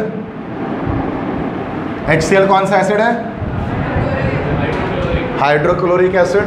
CaCO2 कौन सा कंपाउंड है, दिस इज ब्लीचिंग पाउडर। और कैल्शियम क्लोरो हाइपोक्लोराइट या ब्लीचिंग पाउडर कुछ भी कह दो। HClO4 कौन सा एसिड है, HClO4 कौन सा एसिड है, हाइपोक्लोरस तो ये है, तो वो हाइपोक्लोरस हमारा हो जाएगा। क्लोरिक नहीं, क्लोरिक तो होता है HClO3, ये HClO4 है। आप बोलोगे क्लोरस, मैं बोलूँगा क्लोरस तो ये होता है HClO2, एक ही बच गया, perchloric acid. This is perchloric acid. तो पर क्लोरिक एसिड जो है वो हमारे पास it is flesh eating acid, जिसको हम कहते हैं flesh eating acid. Flesh eating क्यों, चूँकि इसमें ये जो ना गोश्त खोर एसिड है, गोश्त को खा जाता है। मतलब अगर आपने हाथ अगर डुबाओगे ना पर क्लोरिक एसिड में, डुबा के निकाल लोगे, हड्डी बच जाएगी, सारा गोश्त गल जाएगा अंदर ही। ये पर क्लोरिक एसिड बहुत डेंजरस होता है, बैंड केमिकल है, नहीं मिलता तो मार्केटों से। ये बहुत डेंजरस एसिड है, ये ऑर्गेनिक टिश्यूज़ को बहुत ज़्यादा करोड़ करता है पर क्लोरिक एसिड। फ्लैश ईटिंग है ना ये। मतलब गोश्त पूरा खा जाता है ये बॉडी से। सल्फ्यूरिक एसिड वगैरह भी उतना ज़्यादा स्ट्रॉन्ग नहीं है जितना ये। Next, which vitamin mostly found in fresh fruits? Vitamin C पाया जाता है ऑरेंजेस वगैरह में, है ना। विटामिन डी किस फ्रूट से लेते हैं, किस न्यूट्रिशन से लेते हैं? विटामिन डी, यस, सनलाइट से लेते हैं, न्यूट्रिशन से नहीं आता ये। सूरज की रोशनी से बॉडी खुद सिंथेसाइज करती है। विटामिन B1, अच्छा कल बताया था मैं आपको ना, आज तो बड़ा थोड़ा सा डिटेल बताऊंगा। कल जब मैंने राइबोफ्लाविन बताया था that was vitamin B2। Vitamin B1 जो होता है ना वो होता है थायामाइन, और विटामिन B2 जो हमारे पास होता है दैट इज राइबोफ्लाविन। कल मैंने सिर्फ विटामिन B लिखा था, विटामिन B2 था। और निकोटिनिक एसिड क्या होता है? That is vitamin B3, this is nicotinic acid. और एक हमारे पास होता है दैट इज, ये कंपाउंड हमारे पास है पायरिडॉक्साइन, दिस इज विटामिन B6। तो विटामिन B1 का अलग नाम है, केमिकल नेम याद कर ले, B1, B2, B3, B6, और ये सब मिलाकर कहलाता है कौन सा? Vitamin B complex. तो पूरा जो फैमिली ग्रुप है ना, मेन है विटामिन B कॉम्प्लेक्स, और B कॉम्प्लेक्स के अंदर B1, B2, B3, B6 सारे, इन सब के केमिकल नेम्स अलग अलग। ठीक है जी, ये सिर्फ B नहीं लिखा होगा, B के नीचे देखना 1, 2, 3, 6 कुछ लिखा होगा ऐसा, तो उसके लास्ट से इसके नेम अलग अलग बन जाएंगे, तो थोड़ा सा कन्फ्यूजिंग हो जाता है ये। और विटामिन A का तो रेटिनॉल बता दिया था, ये सब कल बता दिया। नेक्स्ट है 57, विच वन इज आयनिक कंपाउंड? कौन सा आयनिक कंपाउंड है इनमें से? वैसे तो यहाँ थोड़ा सा मसला आ जाएगा, कौन सा वैसा बताएं? KCl है, पोटेशियम क्लोराइड। बाकी कैल्शियम कार्बाइड अगर इसमें मेटल है बट ये आयनिक नहीं, कोवेलेंट है, क्योंकि इसमें इस तरह से स्ट्रक्चर होता है, कोवेलेंट बॉन्ड होता है ये, समझ गए? ऐसे करके इसी के हाइड्रोलाइसिस करके इथाइन बनाते हैं। ठीक है, कैल्शियम कार्बाइड। मगर लिथियम आप जानते हैं मोस्ट प्रोडेमिनेंटली वो आयनिक कंपाउंड के बजाय कोवेलेंट कंपाउंड बनाते हैं। कोने में लिथियम जो पड़ा हुआ है, लिथियम अगर से मेटल होता है लेकिन मोस्टली वो बजाय आयनिक कंपाउंड के कोवेलेंट बनाते हैं because of its smaller size, छोटे साइज़ की वजह से। लिथियम और बेरिलियम दोनों यही काम करते हैं। तो ये थोड़ा मुश्किल था, जो कहते देखो मेटल A में भी है, C तो चलो तुम लोग काट दोगे सर, C में मेटल है नहीं, अमोनिया तो सर पक्का कोवेलेंट है, लेकिन A और D में फंस सकते हैं, लेकिन A और D में कोवेलेंट बन रहा होता है, B सिर्फ आयनिक है purely. Bauxite is the polymer, bauxite, Allah Akbar, bauxite polymer कहाँ से हो गया? बेकलाइट होगा। अच्छा ये मेरे को स्टूडेंट का आया था ना, यस क्या हो जाएगा? Formaldehyde and phenol. अच्छा ये मेरे को स्टूडेंट का आया था पेपर में, ये बॉक्साइट ही लिखा हुआ था उसमें। 7 सितंबर को उसका पेपर हुआ था, तो उसके मार्क्स आए हैं 78 आए उसके ना, NET में 100 में से। अब उसने मुझे यही कहा था जब उसने पेपर देकर निकला कि सारी मेरे पास ऐसा एक सवाल आया था, bauxite is the polymer of, मैं परेशान। उसने फिर लगा तो ये दिया था, पता नहीं कि उसने क्या सही किया गलत। उसने टीचर से पूछा ना कि भाई NET में किस टीचर से पूछा क्या करूँ, गलत सवाल आया हुआ। टीचर ने कहा कि आप उसको स्किप कर दें, खुद ही नंबर मिल जाएंगे। अच्छा उसने शायद निशान नहीं लगाया, सॉरी निशान नहीं लगाया था उसने स्किप कर दिया था सवाल को, उसको नंबर लेकिन मिले नहीं नंबर उसके, जो 4 सवाल में उसकी गड़बड़ थी, 4 उसने स्किप किया, 4 में नंबर नहीं मिला उसको। तो ये ऐसा नहीं कर स्किप नहीं कर देना सवाल को, NET सेकेंड अटैम्प्ट को दे रहा है, लाजमी आंसर देना। वो गलती वहाँ पर होगी भी तो उसको सही उस वक्त साथ में नहीं करेंगे वो, तो वह अपने तौर पर कोई सही आंसर लगा देना।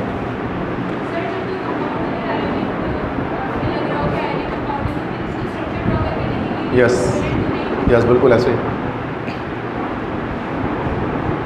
Next mixture of aluminium nitrate and aluminium powder क्या कहलाता है? अमोनल कहलाता है। किस लिए इस्तेमाल करते हैं? हाँ भाई अमोनल, एल्यूमिनियम नाइट्रेट और एल्यूमिनियम पाउडर का मिक्सचर होता है। इस्तेमाल क्यों किया जाता है? सेकेंड ईयर चैप्टर 4 पता है किसी को? Anybody no? एक्सप्लोजिव, ठीक है, नाइट्रोजन बेस्ड कंपाउंड आ गए तो एक्सप्लोजिव होते हैं ज़्यादातर, कल बता रहा था ना मैं आपको बहुत सारे। नेक्स्ट है carbocyclic compounds are those in which, carbocyclic जिसको हम लोग होमोसाइक्लिक भी कहते हैं। याद है हमने जो क्लोज चेन कंपाउंड थे उनको 2 पार्ट्स में ब्रेक किया था, क्लोज चेन कंपाउंड को 2 पार्ट्स में ब्रेक किया था ना, एक होमोसाइक्लिक एक हेट्रोसाइक्लिक। होमोसाइक्लिक को मैंने बोला था कार्बोसाइक्लिक भी कह सकते हैं। कार्बोसाइक्लिक कंपाउंड कौन से होते हैं? जिसके अंदर फिर 2 निकलते हैं, मतलब एली साइक्लिक और एरोमेटिक। यस, रिंग में जिसमें सिर्फ कार्बन हो, कार्बन के अलावा कुछ ना हो। तो all carbon atom present in the ring, carbon atom and oxygen atom नहीं, all carbon atom present in the branch chain नहीं। तो ये option, all carbon atom, ring के अंदर सारे कार्बन एटम हो गए, तो कार्बोसाइक्लिक। एलिफेटिक नहीं, कार्बोसाइक्लिक एलिफेटिक कहाँ होता है? यस, ये लेक्चर आपने फिलहाल छोड़ा भाई, इस पर बात हो चुकी है, रिपीट कर दूंगा। फिर से बोले आप, अच्छा आप बताएं एलिफेटिक और एरोमेटिक। एक सिंपल फर्क जान लें, एलिफेटिक स्ट्रेट चेन है, aromatic cyclic ring shape. Simple फर्क है, वैसे और भी फर्क है।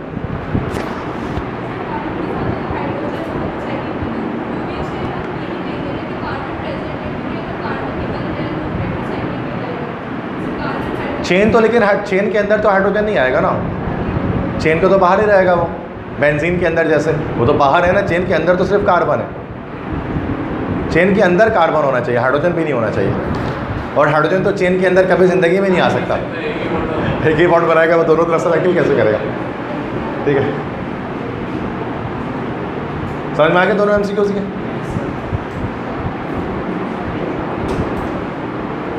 The strongest bond, the dissociation energy will be dash. Dissociation energy बच्चों नाम से परेशान कर रहे हैं आपको। डिसोसिएशन एनर्जी से हमारा यहाँ पर बॉन्ड एनर्जी ही है। फर्स्ट ईयर चैप्टर 4 कह रहे हैं कि अगर स्ट्रॉन्गेस्ट बॉन्ड है तो उसकी बॉन्ड एनर्जी क्या होगी? Decrease, increase, remains unchange, may be increase और डिक्रीज। अगर बॉन्ड जितना ज़्यादा स्ट्रॉन्ग होगा उसकी बॉन्ड एनर्जी उतनी क्या होगी? ज़्यादा होगी या कम होगी? ज़्यादा होगी, सिंपल सी बात है। तो क्या आंसर हो जाएगा? इंक्रीज हो जाएगा। जैसे हमारे पास जो बॉन्ड्स है NaCl के बीच का बॉन्ड है, अब चूँकि स्ट्रॉन्गेस्ट बॉन्ड है तो बॉन्ड एनर्जी भी ज़्यादा होगी डिसोसिएशन के लिए, तोड़ने के लिए। सिंपल MCQs है। What volume of 1 mole of a gas when temperature and pressure reduce to 4 time? कह रहे बताएं क्या हो जाएगा वॉल्यूम 1 मोल गैस का जब टेम्परेचर और प्रेशर दोनों को रिड्यूस किया जा रहा है 4 टाइम्स। देखो इस तरह के सवाल को 2 तरह से सॉल्व किया जा सकता है, बल्कि एक ही तरह से मैं तो लोगों को बताता हूँ मैथमेटिकल वे पर इसको कैसे सॉल्व करते हैं। ठीक है, what will be the volume of 1 mole of a gas when temperature and pressure reduce to 4 time?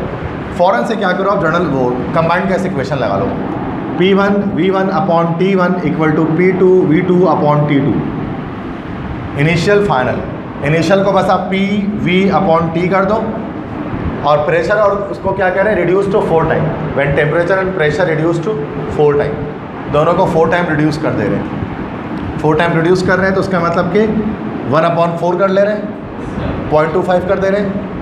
तो 0.25 प्रेशर हो गया फाइनली, वॉल्यूम बताना है V2, ठीक है, दिस इज़ V1, और टेम्परेचर 0.25 टेम्परेचर हो गया। T से T कैंसिल हो गया, P से P कैंसिल हो गया, तो V2 हमारे पास यहाँ आ गया। V1 तो कह रहे हैं what volume of 1 mole of a gas when temperature and pressure reduce to 4 time. तो फाइनल वॉल्यूम हमारे पास यहाँ पर क्या बच जाएगा? ये पुट इधर आ जाएगा, V2 इक्वल टू तो जो है हमारे पास क्या आ जाएगा 1/0.25, या हम इसको 4V1 इस तरह से लिख सकते हैं। तो क्या हो जाएगा? इंक्रीज 4 टाइम्स, 4 टाइम्स बढ़ जाएगा। कह रहे हैं कि चूँकि क्या कह रहे हैं टेम्परेचर और प्रेशर को रिड्यूस कर दे रहे हैं 4 टाइम, कम कर दे रहे हैं। अच्छा नहीं, ये भी तो कैंसिल हो रहा है, सॉरी 0.25 पे cancel, V2 equal to V1 दोनों बराबर हो जाएंगे। तो क्या हो जाएगा? Remains unchange. वैसे भी सिंपल, अगर आप ये तरीका है मैथमेटिकल वे पर सॉल्व करने का। अगर आप इस चक्कर में नहीं पढ़ना चाहते हैं, लॉजिकल सॉल्व करना चाहते हो तो बड़ा सिंपल है, आपको लॉ समझ में आना चाहिए, Boyle's law, Charles law. Temperature को कम कर रहे हैं 4 गुना ज़्यादा, तो वॉल्यूम 4 गुना कम हो गया। प्रेशर को कम कर रहे हैं 4 गुना ज़्यादा, इन्वर्सली प्रोपोर्शनल है, सॉरी, अब प्रेशर कम कर रहे हैं तो वॉल्यूम बढ़ेगा। तो प्रेशर को जब 4 गुना कम किया गया तो वॉल्यूम कितना टाइम हो गया? 4 टाइम, फिर दोबारा बढ़ गया, तो रेंज चेंज हो गया। वॉल्यूम को 4 टाइम कम किया, टेम्परेचर को 4 टाइम कम किया, वॉल्यूम 4 टाइम कम हुआ, और प्रेशर को फिर 4 टाइम हमने कम किया तो वॉल्यूम 4 टाइम दोबारा ज़्यादा भी हो गया। तो जहाँ पहले था वैसे दोबारा वहीं पे आ गया। तो इन चेंज लॉजिकली भी वही आ रहा है, मैथमेटिकली भी वही आ रहा है। अब जैसे भी सॉल्व कर लो, जो आपको सही लगे, जो आपको बेहतर लगे। कोई बच्चा लॉजिकली कर लेते हैं, कोई बच्चा मैथमेटिकली कर लेते हैं, डिपेंड्स। ठीक है, which statement correct about Dalton? कौन सी स्टेटमेंट डाल्टन ने कही थी? इनमें से चारों में से कौन सी स्टेटमेंट डाल्टन की है? जॉन डाल्टन की है, डाल्टन एटॉमिक मॉडल पर जो थी। ये वाली बात कही थी, all the matter is made of very small indivisible particle called atom, an atom is made up of 3 particle. ये सब नहीं, उसने बोला था इंडिविजिबल है, उसने बोला था एटम बस सॉलिड बॉल की तरह और कुछ नहीं है। An atom consist of positively charge dense and very small nucleus. Rutherford की बात है ये, रदरफोर्ड ने बोला था। Atoms are infinite in number, ये किसी ने नहीं बोला था ऐसे डाल दिया उन्होंने। Compounds having different crystalline structure are known as dash. एक ही कंपाउंड अगर अलग अलग स्ट्रक्चर पे एग्जिस्ट करेगा तो क्या कहलाएगा? आइसोट्रोपी का कल तो मैंने बताया था। Compound having different crystalline structure, एक कंपाउंड अगर अलग अलग क्रिस्टलाइन स्ट्रक्चर पे एग्जिस्ट करेगा, दिस इज पॉलीमॉर्फिज्म। कल मैंने आपको बताया था कैल्शियम कार्बोनेट का कैल्साइट एर्गोनाइट, कैल्साइट एर्गोनाइट दोनों पॉलीमॉर्फिज्म है। एक का ट्राइगोनल शेप, एक ऑर्थोरोम्बिकल शेप है। तो पॉलीमॉर्फिज्म में क्या होता है? एक ही कंपाउंड एक से ज़्यादा क्रिस्टलाइन स्ट्रक्चर में एग्जिस्ट करता है। सवाल ये भी पैदा हो सकता है कि सर एलोट्रोपी क्यों नहीं? एलोट्रोपी में ज़रूरी नहीं हो कि क्रिस्टलाइन हो, अमॉर्फस भी हो सकता है, जैसे डायमंड। तो हम ये कह सकते हैं कि कार्बन की बात करेंगे, हम ये कह सकते हैं कि डायमंड और ग्रेफाइट एक दूसरे के पॉलीमॉर्फ हैं।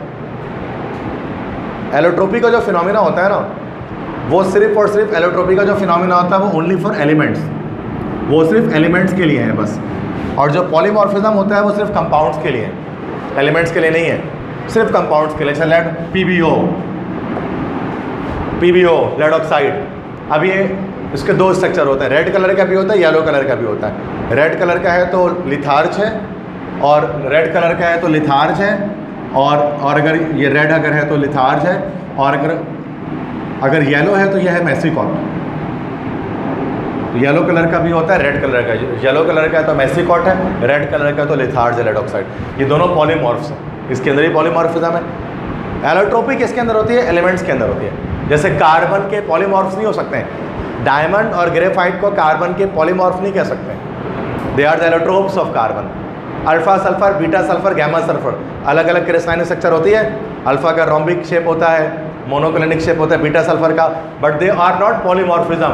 एलोट्रोपी, एलोट्रोप्स एलिमेंट्स होते हैं और पॉलीमॉर्फ्स कंपाउंड्स होते हैं। तो यहाँ पर कंपाउंड्स लिखा हुआ है, कंपाउंड्स हैविंग, तो फिर क्या हो जाएगा? पॉलीमॉर्फिज्म। तो ये बच्चे इसमें कंफ्यूज हो सकते हैं, सी और ए। वो एलिमेंट का फिनोमिना है, ये कंपाउंड का फिनोमिना है। समझ में आ गया सबको बात? Next, which one is polydentate ligand? कौन है? एडीटी है, इथाइल डायमाइन टेट्राएसीटेट। तो पॉलीडेंटेट में कौन सा लिगेंड होता है? ये हेक्साडेंटेट लिगेंड होता है, 6 इलेक्ट्रॉन पे डोनेट कर रहा होता है, ठीक है। ईडीटी है, इथाइल डायमाइन टेट्राएसीटेट, पॉलीडेंटेट लिगेंड, सही है। यह जब हम चैप्टर 5 पढ़ेंगे तो वहाँ पर आएगा, सेकेंड ईयर का, ठीक है। ठीक है, नेक्स्ट क्वेश्चन हमारे पास है जनरल फार्मूला ऑफ अल्कोहल। बड़ा आसान सवाल है, ABCD RC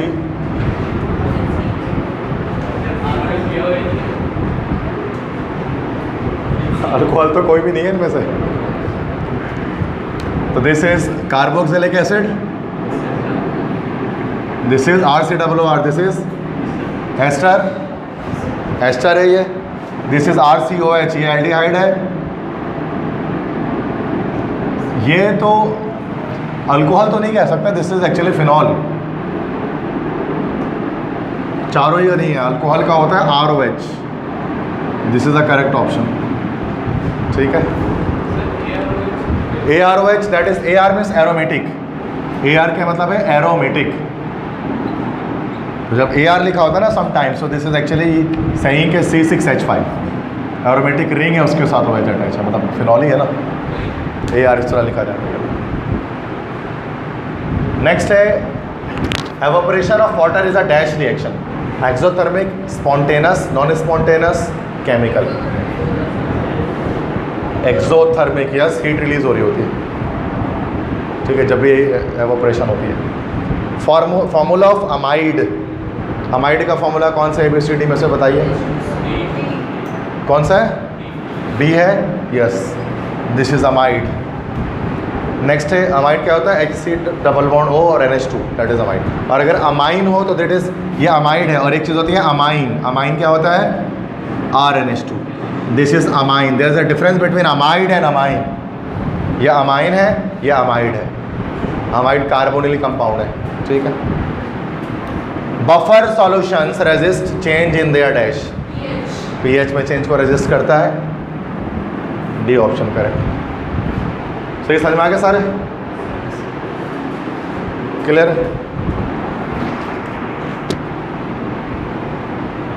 आगे बढ़े। तो एनईडी के अंदर या किसी भी इंजीनियरिंग यूनिवर्सिटी के अंदर ना केमिस्ट्री का पोर्शन सबसे आसान बनता है। वजह क्या है, चूँकि केमिस्ट्री रिलेट करती नहीं है इतनी ज़्यादा इंजीनियरिंग यूनिवर्सिटी से, वहाँ फिजिक्स और मैथ्स ज़्यादा फोकस हो रहा होता है उसके अंदर। केमिस्ट्री तो बस एक साइड सब्जेक्ट के तौर पे होता है, इसलिए मुश्किल बनाते ही नहीं है उसको। फिजिक्स और मैथ्स को मुश्किल जितना हो सकता है उतना ही करते हैं, केमिस्ट्री को आसान नहीं रखते हैं। कोई भी टेस्ट उठा लो। नेक्स्ट है the bond between HCl is dash. HCl ionic bond है हाइड्रोक्लोरिक एसिड में, कोवेलेंट तो होगा। अब पोलर का नॉन पोलर, पोलर होगा चूँकि डिफरेंट एटम से मिलकर बना हुआ है polar. Most electro positive element कौन सा है, सबसे ज़्यादा मेटेलिक कैरेक्टर जिसका होगा, जो इलेक्ट्रॉन सबसे आराम से लॉस कर सकेगा, ये सीजियम होगा।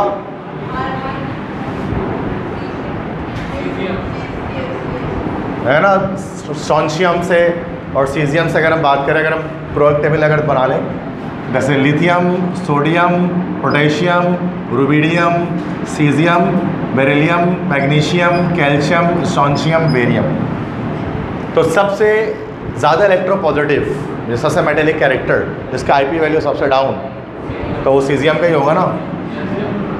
सीजियम सबसे ज़्यादा इलेक्ट्रोपॉजिटिव भी होगा, सबसे ज़्यादा स्ट्रॉन्गेस्ट, सबसे ज़्यादा मेटेलिक कैरेक्टर भी सीजियम का होगा पूरे प्रोडक्ट टेबल में। सबसे कम इलेक्ट्रोनेगेटिव एलिमेंट भी सीजियम है, 0.7 इलेक्ट्रोनेगेटिविटी है, और सबसे कम आयनाइजेशन पोटेंशियल भी किसकी है, सीजियम की ही है। Lowest IP, lowest electronegativity, highest electropositivity, highest metallic character, सब सीजियम, ठीक है। क्योंकि क्यों, सबके पीछे वजह क्या है, क्योंकि लास्ट सेल के इलेक्ट्रॉन सबसे लूजली बॉन्डेड है, सबसे बड़ा साइज है इसके, जिसकी वजह से आराम से इलेक्ट्रॉन लॉस करता है, तो ये सारी प्रॉपर्टी इसके अंदर आ जाती है खुद लोग, ठीक है। सब कनेक्टेड, ग्रुप ट्रेंड तो सारा कनेक्टेड एक दूसरे के साथ। Water glass is dash,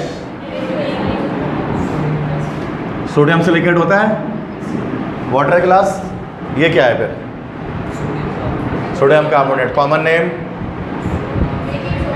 soda ash, कल बताया था। बेकिंग सोडा NaHCO3 होता है, soda ash, common name silica, none of this wine. Which one is the most electronegative difference, सबसे ज़्यादा इलेक्ट्रोनेगेटिव डिफरेंस किसका है, बताया था आपको अभी, Cli, FCl, BrCl, FCl।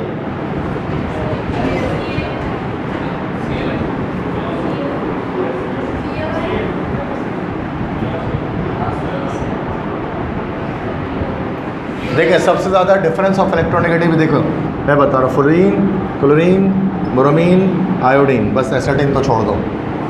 This is 4, this is 3, this is 2.12 और दिस इज़ 1, इस तरह समझ लो इलेक्ट्रोनेगेटिविटी। अब यहाँ पर सबसे ज़्यादा डिफरेंस किस में आएगा, सोचो, दिमाग लगाओ, डिफरेंस सबसे ज़्यादा किस में आएगा, माइनस करते जाओ, ए में आएगा, क्योंकि ये यहाँ Cl यहाँ है और गैप करके आ रहा है, बाकी तो बस सब कंजर्वेटिव आ रहा है, 1-1 का डिफरेंस आ रहा है, इस तरह से देखेंगे इसको। तो मोस्ट इलेक्ट्रोनेगेटिव डिफरेंस सबसे ज़्यादा Cli के अंदर, समझ में आ गया बात, सारे समझ में आ गए। विच one of the following is true, कौन सी बात ठीक है, करेक्ट है। Corrosion means oxidation, galvanisation is a physical change, galvanisation is a chemical change, plating of iron और जिंक, क्या चीज़ करेक्ट है,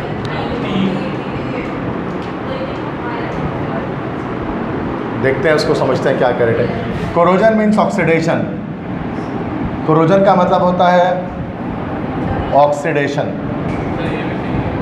गैल्वेनाइजेशन फिजिकल चेंज है, गैल्वेनाइजेशन है केमिकल चेंज है, plating of iron on zinc.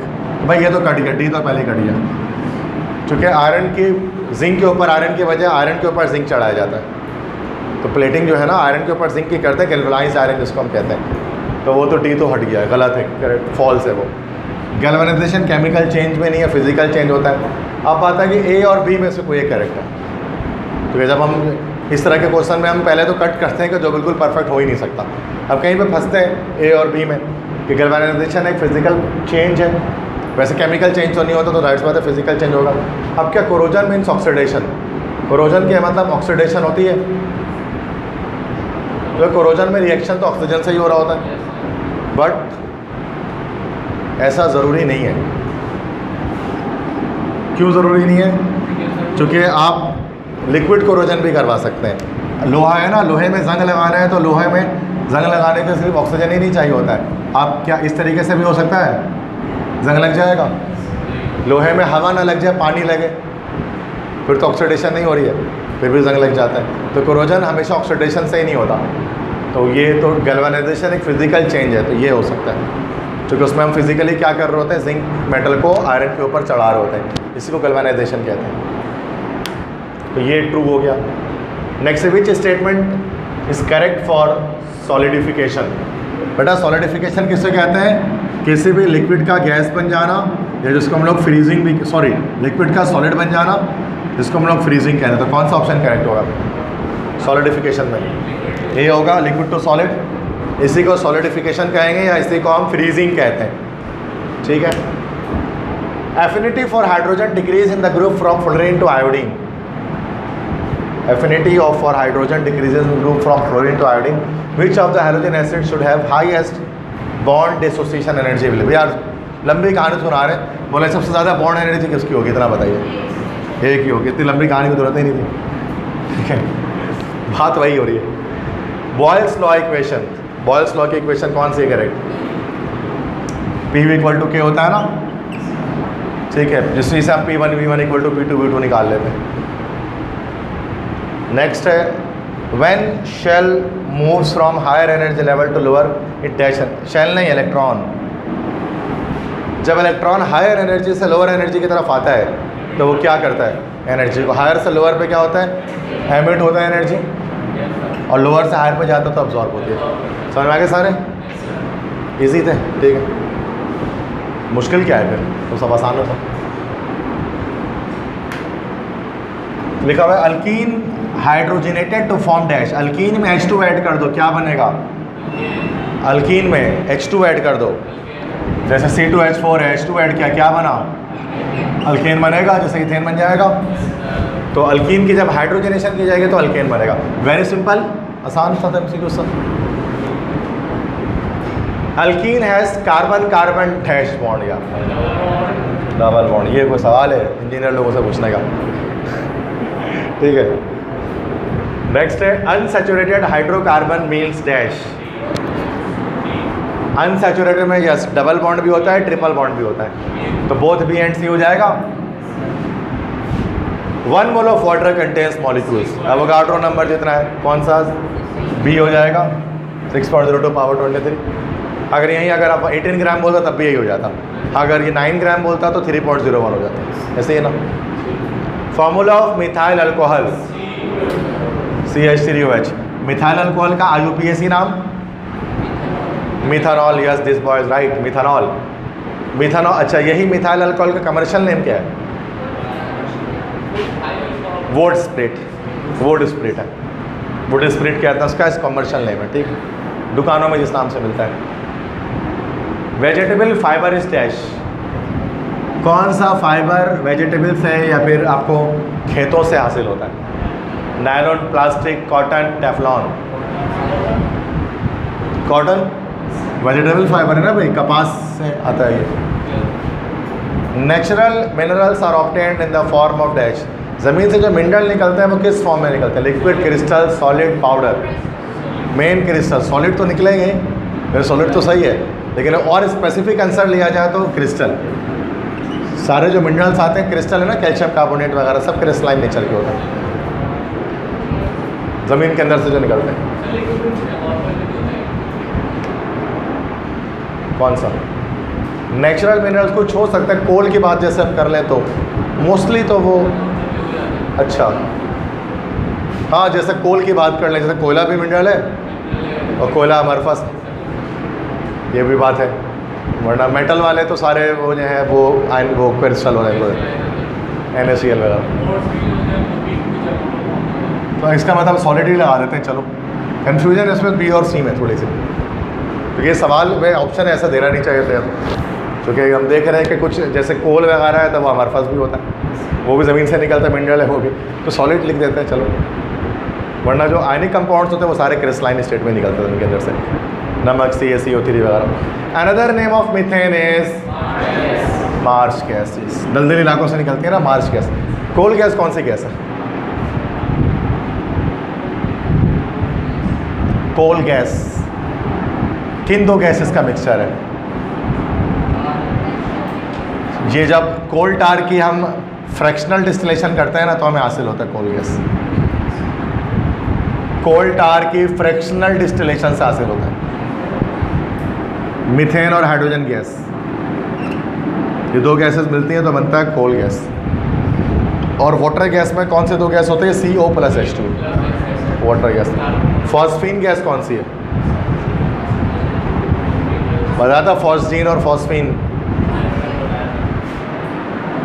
अभी तो निकाला था PH3 phosphine. Phosphine gas PH3 होता है, फॉस्जीन COCl2। वाटर गैस क्या होता है? CO+H2। तो यहाँ पर मार्च गैस, मीथेन का दूसरा नाम मार्च गैस है, CH4। सुई गैस भी कह सकते हैं मीथेन को? नहीं कह सकते, क्यों? Because Sui gas is a mixture of gases, it is not only methane, it contains methane as well ethane and other gases. तो सुई गैस को मीथेन नहीं कहा जा सकता। Which one is used as anti freezing agent? इनमें से कौन सा एंटी फ्रीज के तौर पर इस्तेमाल किया जाता है? Yes, you are right, ethylene glycol, जो इथीन का ऑक्सीडेशन प्रोडक्ट होता है, जिसका स्ट्रक्चर आप जानते हो, दैट इज इस तरह से होता है ना, 1,2-इथानडायोल। ये हमारे पास ethylene glycol anti freezing agent होता है, जो क्या करता है कि जमने से रोकता है किसी भी लिक्विड को। इथाइलिन ग्लाइकोल जो नॉर्मली पेट्रोल वगैरह में डला हुआ होता है, पेट्रोल में इथाइलिन ग्लाइकोल को ऐड किया जाता है, रेडिएटर में भी होता है यस इथाइलिन ग्लाइकोल। पानी को जमने से रोकता है, जो कि कभी कभार जो गाड़ियाँ होती हैं वो बड़े ठंडे इलाकों में चल रही होती हैं, बड़े ठंडे इलाकों में, लाइक किसी अब नॉर्वे है या स्वीडन है या डेनमार्क है या फिनलैंड है या कनाडा के नॉर्दर्न साइड्स हैं, सस्केचुआन वगैरह, जो डिफरेंट उसके रीजन्स हैं, तो वहाँ बड़ी ठंडक होती है, माइनस से नीचे टेम्परेचर रहता है, इतना लो टेम्परेचर होता है कि पानी भी जम जाए। तो रेडिएटर में पानी अगर जम जाएगा तो ज़ाहिर सी बात है गाड़ी चल नहीं पाएगी, उसके लिए इथाइलिन ग्लाइकोल डाला जाता है रेडिएटर में गाड़ी। तो वो एंटी फ्रीजिंग एजेंट है, वो फ्रीज करने से रोकता है। क्या? कूलेंट नहीं है ये बस जमने से रोकता है। Coolant is a different thing. H2S is dash agent, बता दिया था, रिड्यूसिंग -2 आएगा ना, तो रिड्यूसिंग एजेंट है। क्लियर है? चाहिए बच्चों, आगे बढ़े, ख़त्म ही नहीं हो रहा। कितने सवाल पूछ लिए NAD वालों ने यार, इतने जान के सवाल कर लिए बच्चों से। The replacement of H+ by another group on benzene ring. Benzene में H हटा को दूसरा आ गया, इलेक्ट्रोफिलिक सब्स्टिट्यूशन होता है, ये 5 तरह के होते हैं। Replacement of H+ by HSO3, yes that is sulphonation. Bond length is shortest, shortest bond length किस में होगा? Ethene, ethane, ethyne, methane. Triple bond के अंदर शॉर्टेस्ट बॉन्ड लेंथ होती है, this should be C option correct, ethyne. Shortest bond length, इसलिए highest bond energy भी ethyne की हमारे पास होगी। ठीक है। Which one of the following species contains an unpaired electron? किसमें आप बॉन्डिंग करेंगे, स्ट्रक्चर बनाएंगे तो एक अकेला इलेक्ट्रॉन बच जाएगा। याद है ऑड इलेक्ट्रॉन स्पीशी, कल बताया था ना, एक्सक्लूसिव नेचर जिसका था NO2। NO2 का स्ट्रक्चर बनाते हैं, एक इलेक्ट्रॉन बच जाता है अकेला, ऑड इलेक्ट्रॉन, तो NO2 में होगा यहाँ पर हमारे पास। Consider the nuclear reaction, this nuclear reaction हो रहा है, एल्यूमिनियम पर अल्फा पार्टिकल को स्ट्राइक किया जा रहा है, तो एक न्यूट्रॉन निकल गया और X बन गया। अभी X जो बना है, ये X क्या होगा, ये X क्या होगा? तो ये 13 और 2 दोनों ऐड हो जाएंगे तो 15, और ये 27 + 4 कितना हो गया? 31 हुआ। एक तो निकल गया न्यूट्रॉन, तो क्या हो गया? 30 और 15 होगा फॉस्फोरस का 1530। सी ऑप्शन करेक्ट हो जाएगा। न्यूक्लियर रिएक्शन इस तरह से हम करते हैं सिंपल ऐड करके। ठीक है, समझ में आ गए सारे एमसीक्यूज? लास्ट वाला दोबारा बता दूं? अच्छा, असल में ये जेम्स चैडविक एक्सपेरिमेंट है। जेम्स चैडविक जो थे ना, उन्होंने न्यूट्रॉन को डिस्कवर किया था इस एक्सपेरिमेंट से। उन्होंने अल्फा पार्टिकल्स को डिफरेंट मेटल्स के ऊपर स्ट्राइक करवाया था। जो हमारे बुक में लिखा हुआ है वो बेरिलियम पे कराया हुआ उन्होंने। बेरिलियम का एटॉमिक नंबर 4 होता है और मास नंबर 9 होता है। और इस पर अगर अल्फा पार्टिकल को स्ट्राइक करवाओ, दिस इज अल्फा रे।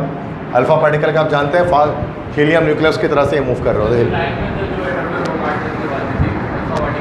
यस, क्या चीज़? यस, तो अल्फा पार्टिकल को जब बेरिलियम एटम पे स्ट्राइक किया गया तो 4 + 2 ये 6 हो गया। कार्बन नंबर 9 + 4 13 होता है, 12 बनेगा और एक नाइट्रोजन निकल जाता है। नाइट्रोजन क्या, सॉरी, न्यूट्रॉन निकल जाता है, जिस तरह से न्यूट्रॉन की डिस्कवरी होती है। अब यहाँ पर कह रहे हैं अगर बेरिलियम को हटाकर एल्यूमिनियम लगा दो 1327 और फिर अल्फा पार्टिकल को स्ट्राइक करवाओ, तो भाई 13 + 2 क्या हो जाएगा?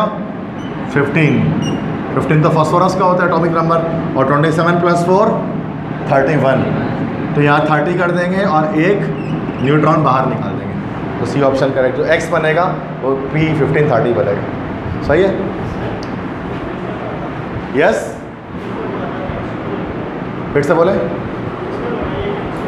केमिस्ट्री में आपने ये पढ़ा है chapter 3 first year, discovery of neutron, James Chadwick experiment.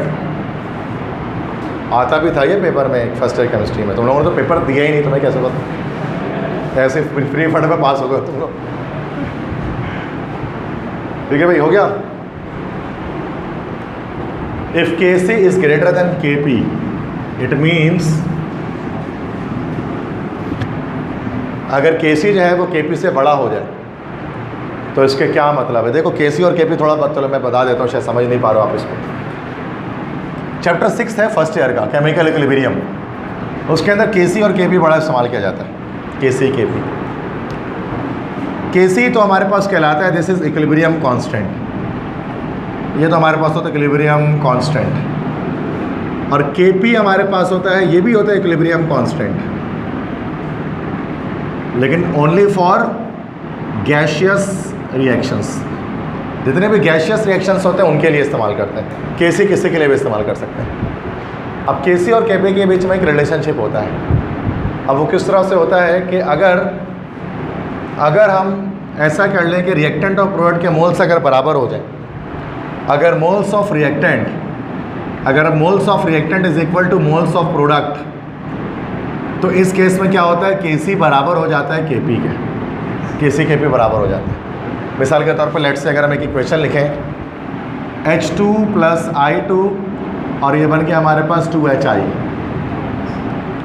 तो 2 मोल्स हैं रिएक्टेंट में, 2 मोल है ना, 1 + 1 2 मोल, और यहाँ पर भी 2 मोल्स हैं। तो जितने रिएक्टेंट के मोल उतने प्रोडक्ट के मोल है, तो Kc और Kp दोनों के वैल्यू बराबर होगी इसके लिए।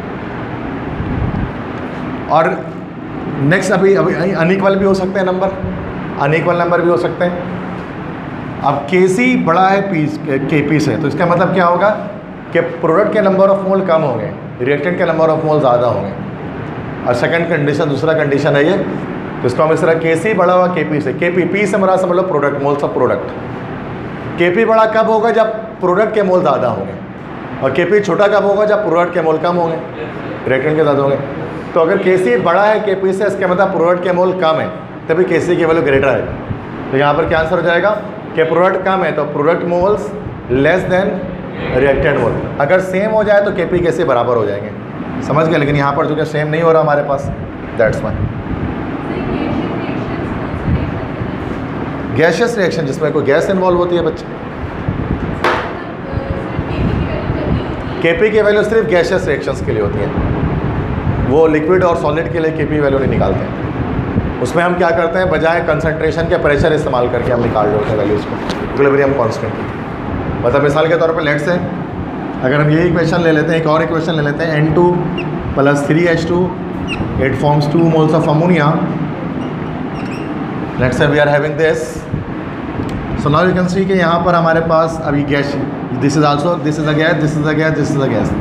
तो उसके लिए Kc तो हम निकाल ही सकते हैं, कैसे कैसे निकल जाएगी, concentration of product upon concentration of reactant निकल जाएगी, ऐसे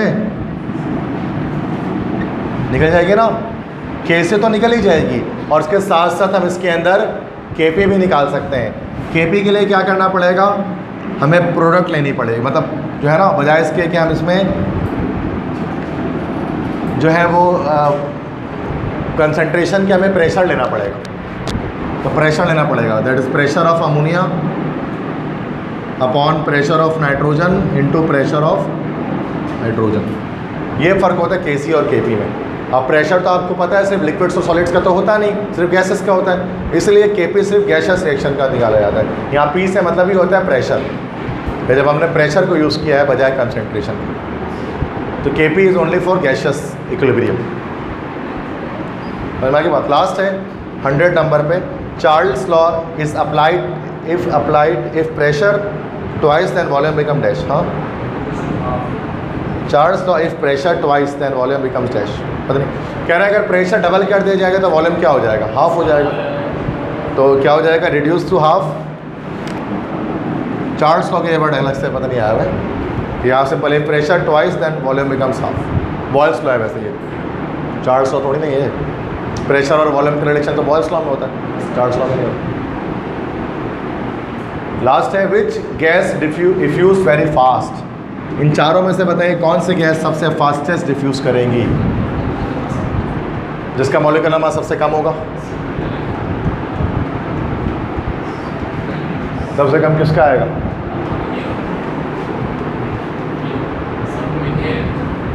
मीथेन का आएगा, उसका 17 आएगा, अमोनिया का CH4 का 16 आएगा। सबसे फास्टेस्ट डिफ्यूजन यहाँ पर होगा।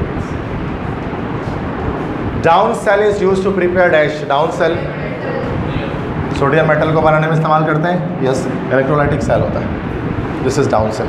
ठीक है जी। So these are all about the complete MCQs ऑफ NET यूनिवर्सिटी। इसके अलावा और कोई MCQs नहीं आया, जितने तो बहुत कर लिए हैं, इस पर कम नहीं था ये।